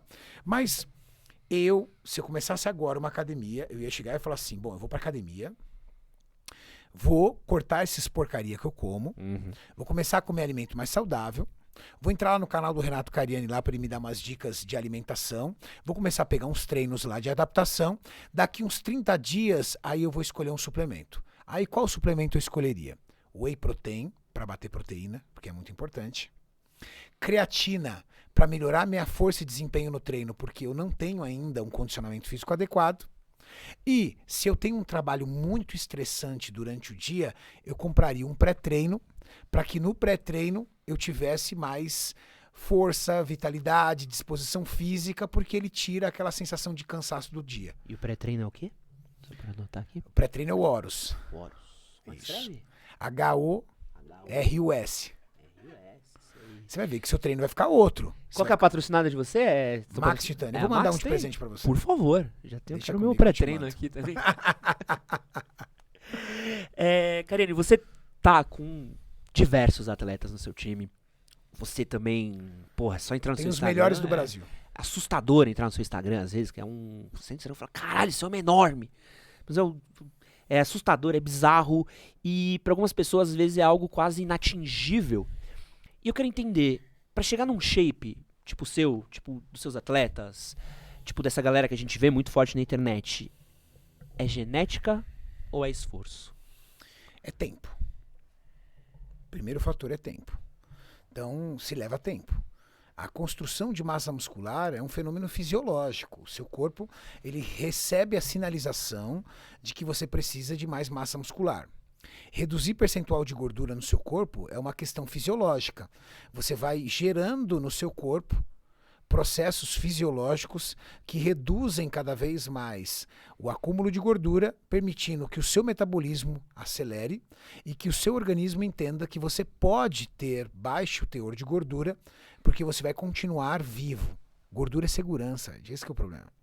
O nosso organismo entende gordura como uma fonte segura de calorias, a qual, se por acaso você não comer, eu tenho aonde sobreviver.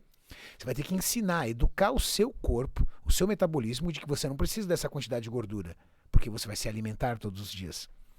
Construir massa muscular é um fenômeno que você faz dia a dia, treino a treino. Quando você vai para a academia e submete esse grupo muscular que você está treinando a um esforço muito grande, fisiologicamente o seu corpo entende que ele tem que construir uma fibra muscular maior e mais forte para resistir a esse estímulo. Isso leva tempo. Por mais que o uso de hormônio esteroide acelere isso, porque ele acelera, mesmo com o uso de hormônio esteroide você precisa de tempo. Agora, quanto mais consistente for seu treino, mais sinalização você manda de necessidade de massa muscular. Quanto mais rigoroso você é com a dieta, mais rápido o seu corpo vai utilizar essa gordura como fonte de energia. Então, o tempo está ligado à sua consistência. Quanto mais consistente, mais curto o tempo. Quanto menos consistente, mais longo o tempo. Então, vamos pensar que eu... Vou pegar meu caso, não vai ser, mas se eu quisesse olhar, eu falei assim, puta, quero chegar no shape. Se eu sentar, eu conseguiria em X tempos, com uma consistência legal, um acompanhamento nutricional legal, tudo mais, eu conseguiria chegar num shape irado até os 40, por exemplo? Quantos anos você tem? 35. Acho que não. Acho que não. Seu perfil genético não é muito bom. Não. Não é dos melhores. Não, minha família inteira é de gordinho. Não, porra, mas é verdade. Entendeu? Você vê o meu pai na minha idade, eu olho e comparo, Eu tô bem demais. É. Eu tô vivo, pelo menos. Sim. Segundo, só para você conseguir se adaptar a um treino de alta performance ali, bom mesmo, você ia demorar 1 ano. Para conseguir construir massa muscular suficiente para que você tenha uma recomposição corporal, mais uns 4 anos. E aí, se você entender que a partir dos seus 37, 38 anos de idade sua testosterona vai começar a baixar, você vai ter uma dificuldade muito grande. Então, talvez não. Mas você consegue em 5 anos ter um corpo bem definido e com uma proporção muito estética. Então você ter uma recomposição corporal que mudasse seu corpo inteiro, ser um cara totalmente definido, não necessariamente musculoso, grande, mas um cara com músculos bem à mostra, bem detalhados. Porque também são. Acho que são. Até o chat aqui tá rindo até agora. Mas eu acho sabia, que também... eu dei risada porque eu pensei no chat. Eu falei, Não, mas mano, é. se a galera que me segue tá no chat, vai começar. Mas é que também tem coisas de propósito de vida também, né, cara? Eu sinto que quando a gente fala muito de... Até um papo que a gente teve muito rápido aqui antes da live mesmo. Quando a gente fala de musculação, exercício e tudo mais, tipo, pra mim, eu tenho uma coisa minha muito de... Eu gosto de me sentir capaz. Gosto muito de me sentir capaz. Então, por exemplo, eu gosto muito de correr. E... Quantos quilômetros você corre por dia? Cara, agora eu não tô podendo correr porque eu tô voltando de lesão. Entendi. Mas eu tive uma lesão pesadíssima. O que você teve? Pouco antes, eu tive... Não vou lembrar um termo técnico. Tá. Mas a parada que cola o músculo no meu osso soltou. A fáscia? Então eu tive... Minha panturrilha, eu andava, doía. Tipo, eu tava parado de pé, parado assim, sem fazer nada, parecia que eu tava lesionado, assim. Caramba.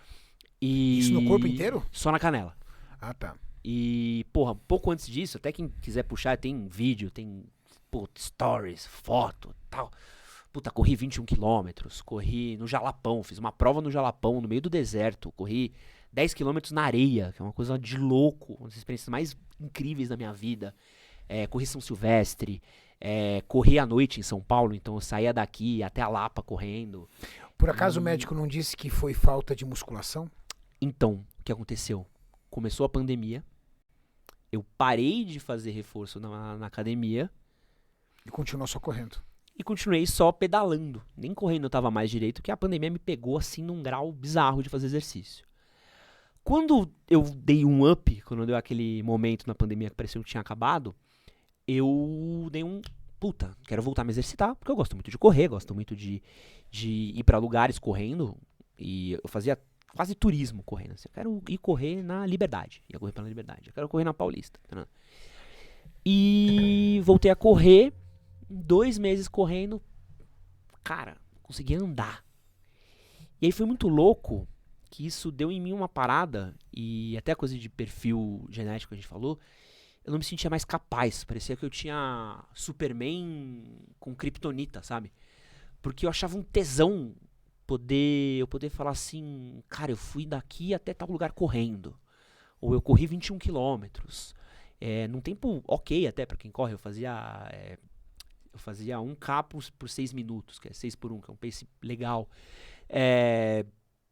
E isso pra mim é muito foda, assim, porque apesar de olhar o biotipo do meu pai, da minha mãe, da minha família, eu falo assim, puta, eu nunca vou ter o shape dessas pessoas, mas eu não preciso estar na mesma condição de saúde que eles estavam, e até mesmo de me tornar capaz de fazer coisas. Então, eu gosto muito de artes marciais, e voltei a treinar luta agora, exatamente por isso, porque eu gosto de me sentir capaz de fazer algo diferente, né? E eu sinto que tem um pouco disso, e é um medo que as pessoas têm às vezes de fazer exercício, do tipo, eu vou fazer academia, mas, pô, chegar no shape, chegar que nem o Cariani, chegar que nem essa outra galera que eu vejo no Instagram, é muito difícil. Às vezes, cara, sua saúde é do caralho. Você saber que você consegue subir uma escada e não morrer, é foda, né? Essa capacidade que a gente tem, eu acho que é muito importante, e acho que as pessoas estão perdendo isso com o passar do tempo. Você entender que você... Como eu sempre falo, é do caralho você descobrir que você sobrevive a um soco na cara. Você entra às vezes você tá numa coisa e fala, pô, não vai me bater, vai não sei o que, não sei o que lá. Primeira vez que eu fui praticar Muay Thai e tomei um soco, é uma revelação. Você olhar e falar assim, caralho, eu tomei um socão. E, mano, eu tô de pé. Ai, ai. Você sente o rock balboa, você fala, caralho, mano, porra, posso tomar um soco, será que eu consigo tomar? Entendi. Como é que eu paro de tomar soco, primeira coisa, né? E essa coisa dessa capacidade é muito o que me motiva, entendeu? De entender um pouco do o que eu posso fazer dentro das minhas limitações, dos meus instrumentos dados, né? E com a minha dedicação, com a minha vontade, com minha inteligência, ou com tudo isso, eu acho que é um pouco do desafio. Até mesmo, você também deve ter suas limitações, você também deve ter suas coisas e também deve desafiar elas do seu jeito também, né? Com certeza.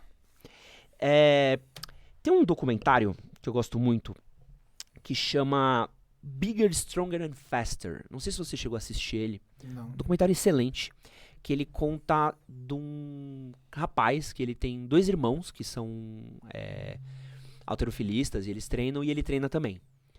E os 2 são super shapeados, super definidos e tal, e ele não.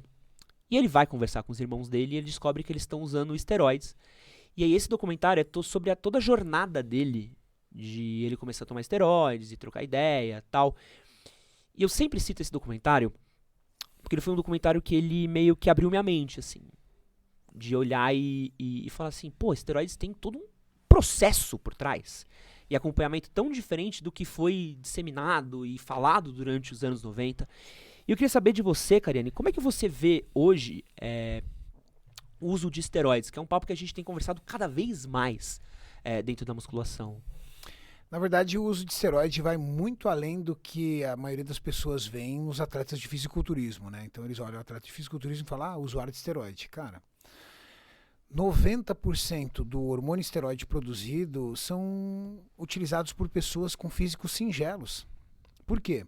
Porque ela usa o hormônio esteroide para poder potencializar resultados dentro de uma falta de consistência.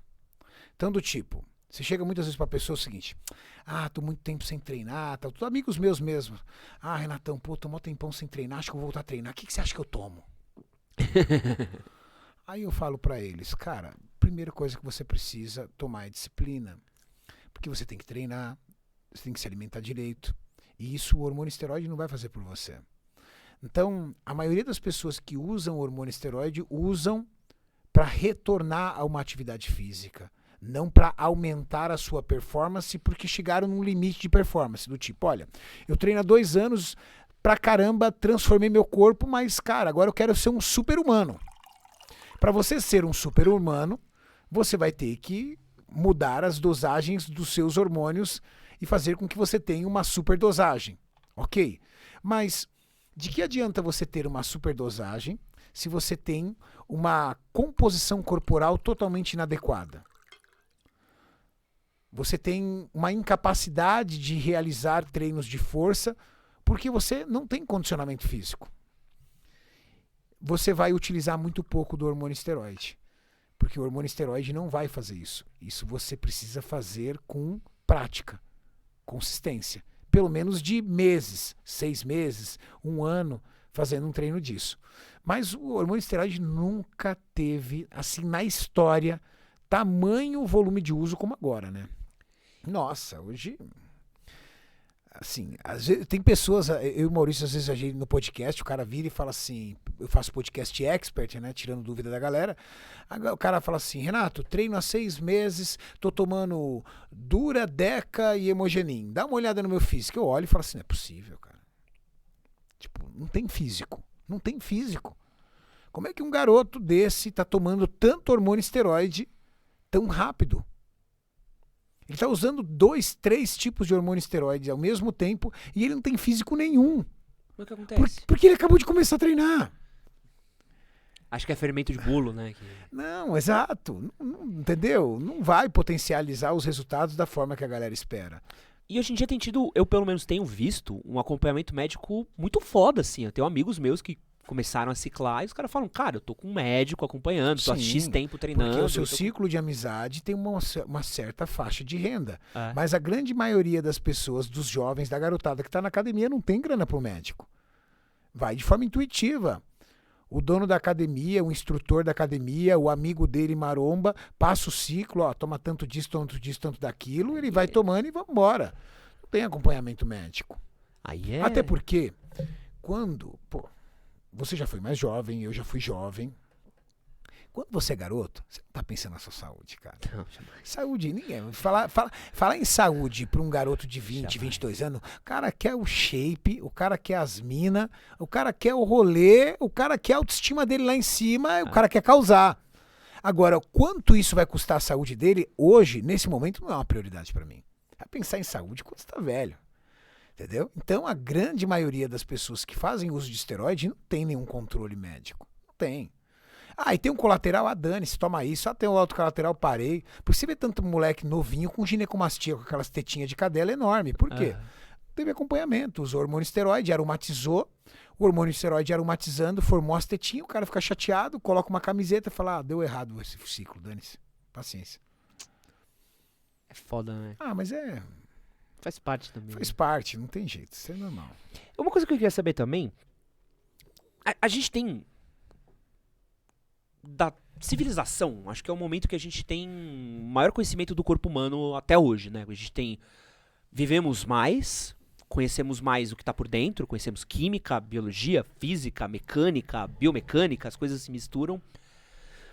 Por que você acha que nos esportes olímpicos ou nos esportes de alta performance, ainda mais pensando no espetáculo que é e do acompanhamento com o nível de saúde que a gente tem, os esteroides ainda não começaram a ser liberados ou permitidos ou disseminados, cara?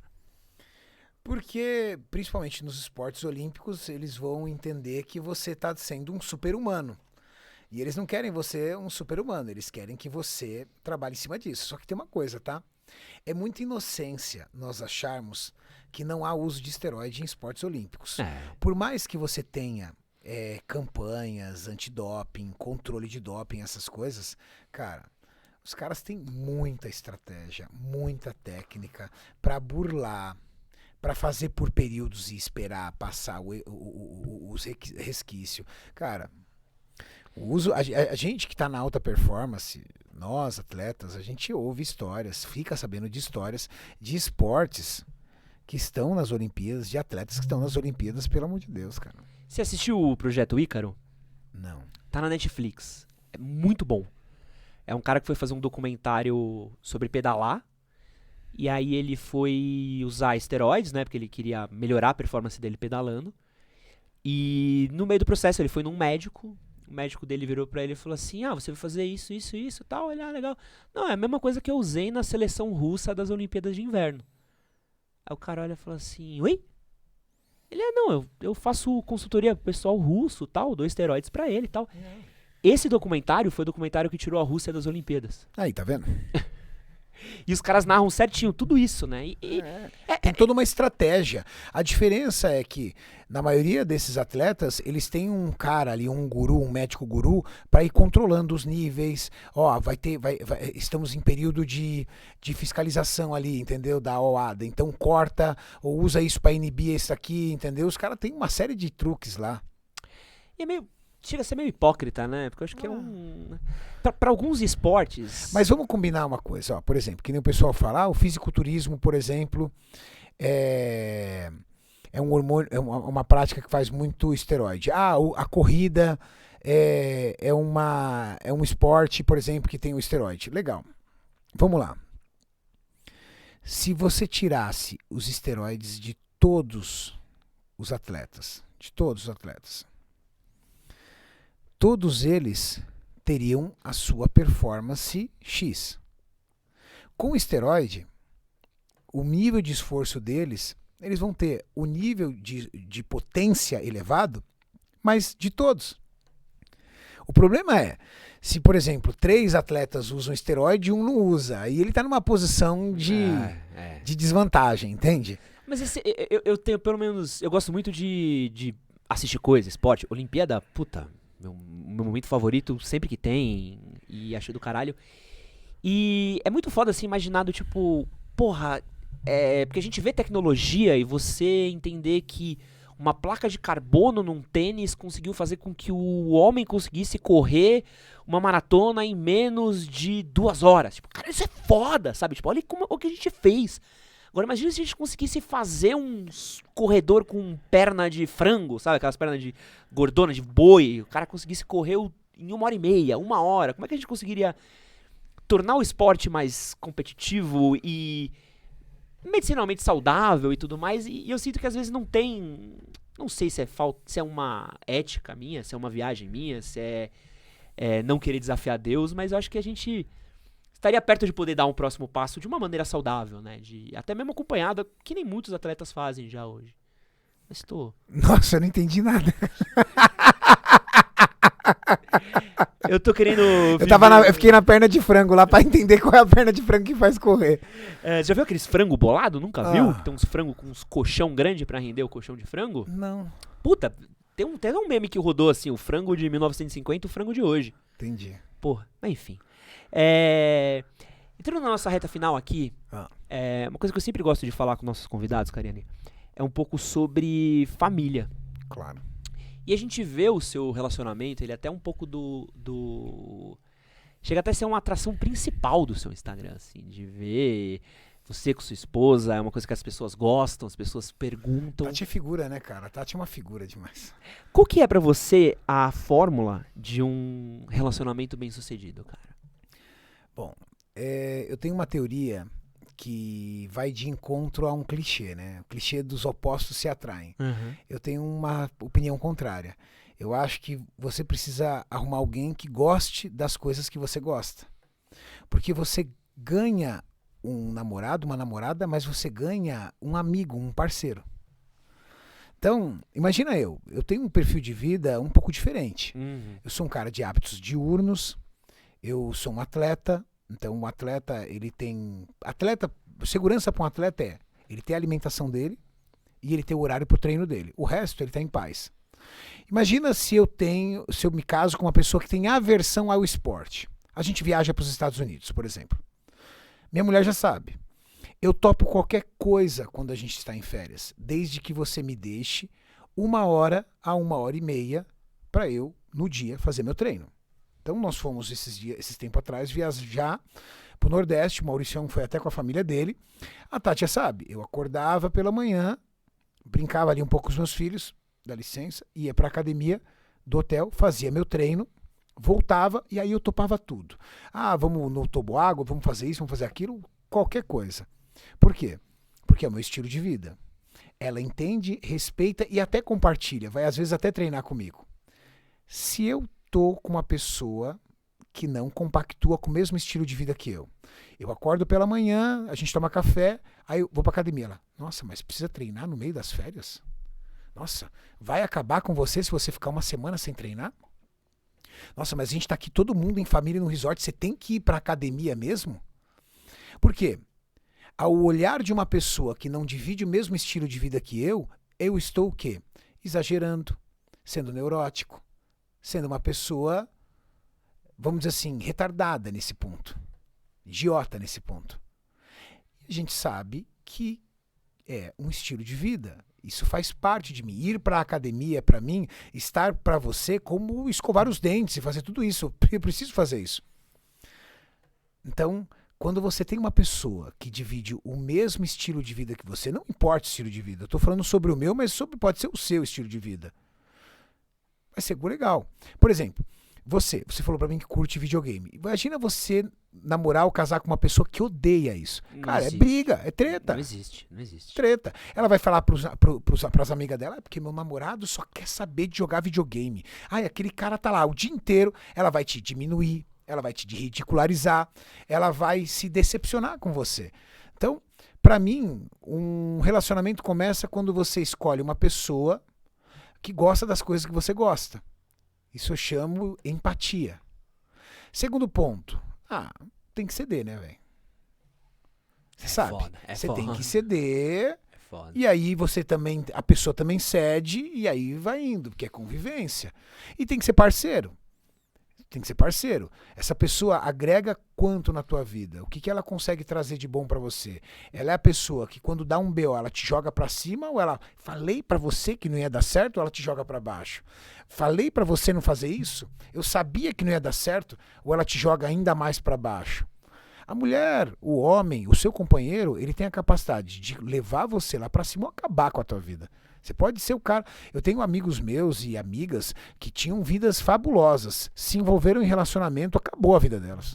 O cara conseguiu destruir a vida da mulher, a mulher conseguiu destruir a vida do cara. Não, e a própria cabeça da pessoa, né? Que você, quando você tá num relacionamento, a pessoa sabe coisa de você que ninguém mais sabe. Porque você, pô, um amigo seu, a maioria das vezes você vai encontrar um amigo, você vai num momento, um dia ótimo.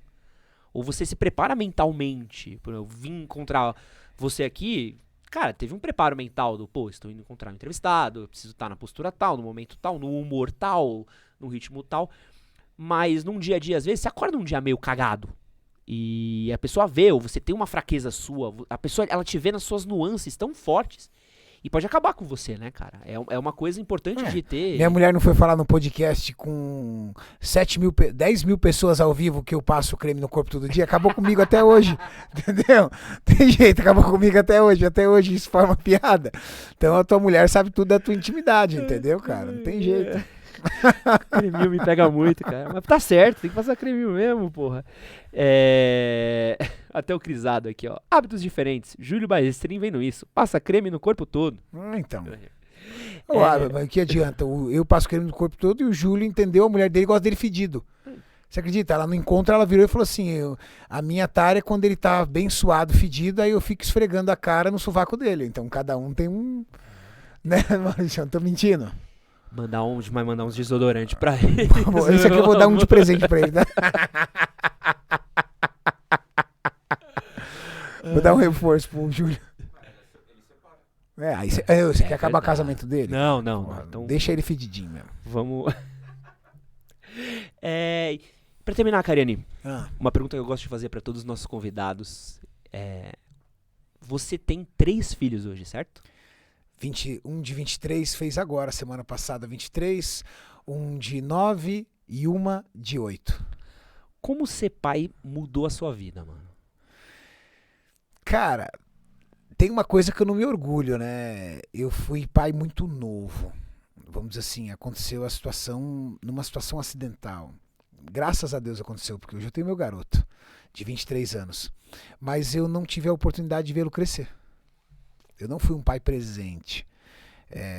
Eu tive filho com 21 anos de idade. Muito novo. E aí o que acontece? Eu praticamente não convivi com a mãe dele, praticamente assim, depois que ele nasceu. E aí, com 11 meses, ele tinha 11 meses quando eu fui embora. E eu entreguei muito dos meus 20 e poucos anos até os meus 30 anos para minha carreira profissional. Então, viajando para fora, viajando pelo Brasil inteiro, construindo uma carreira, trabalhando pra caramba, 14, 16, 18 horas por dia.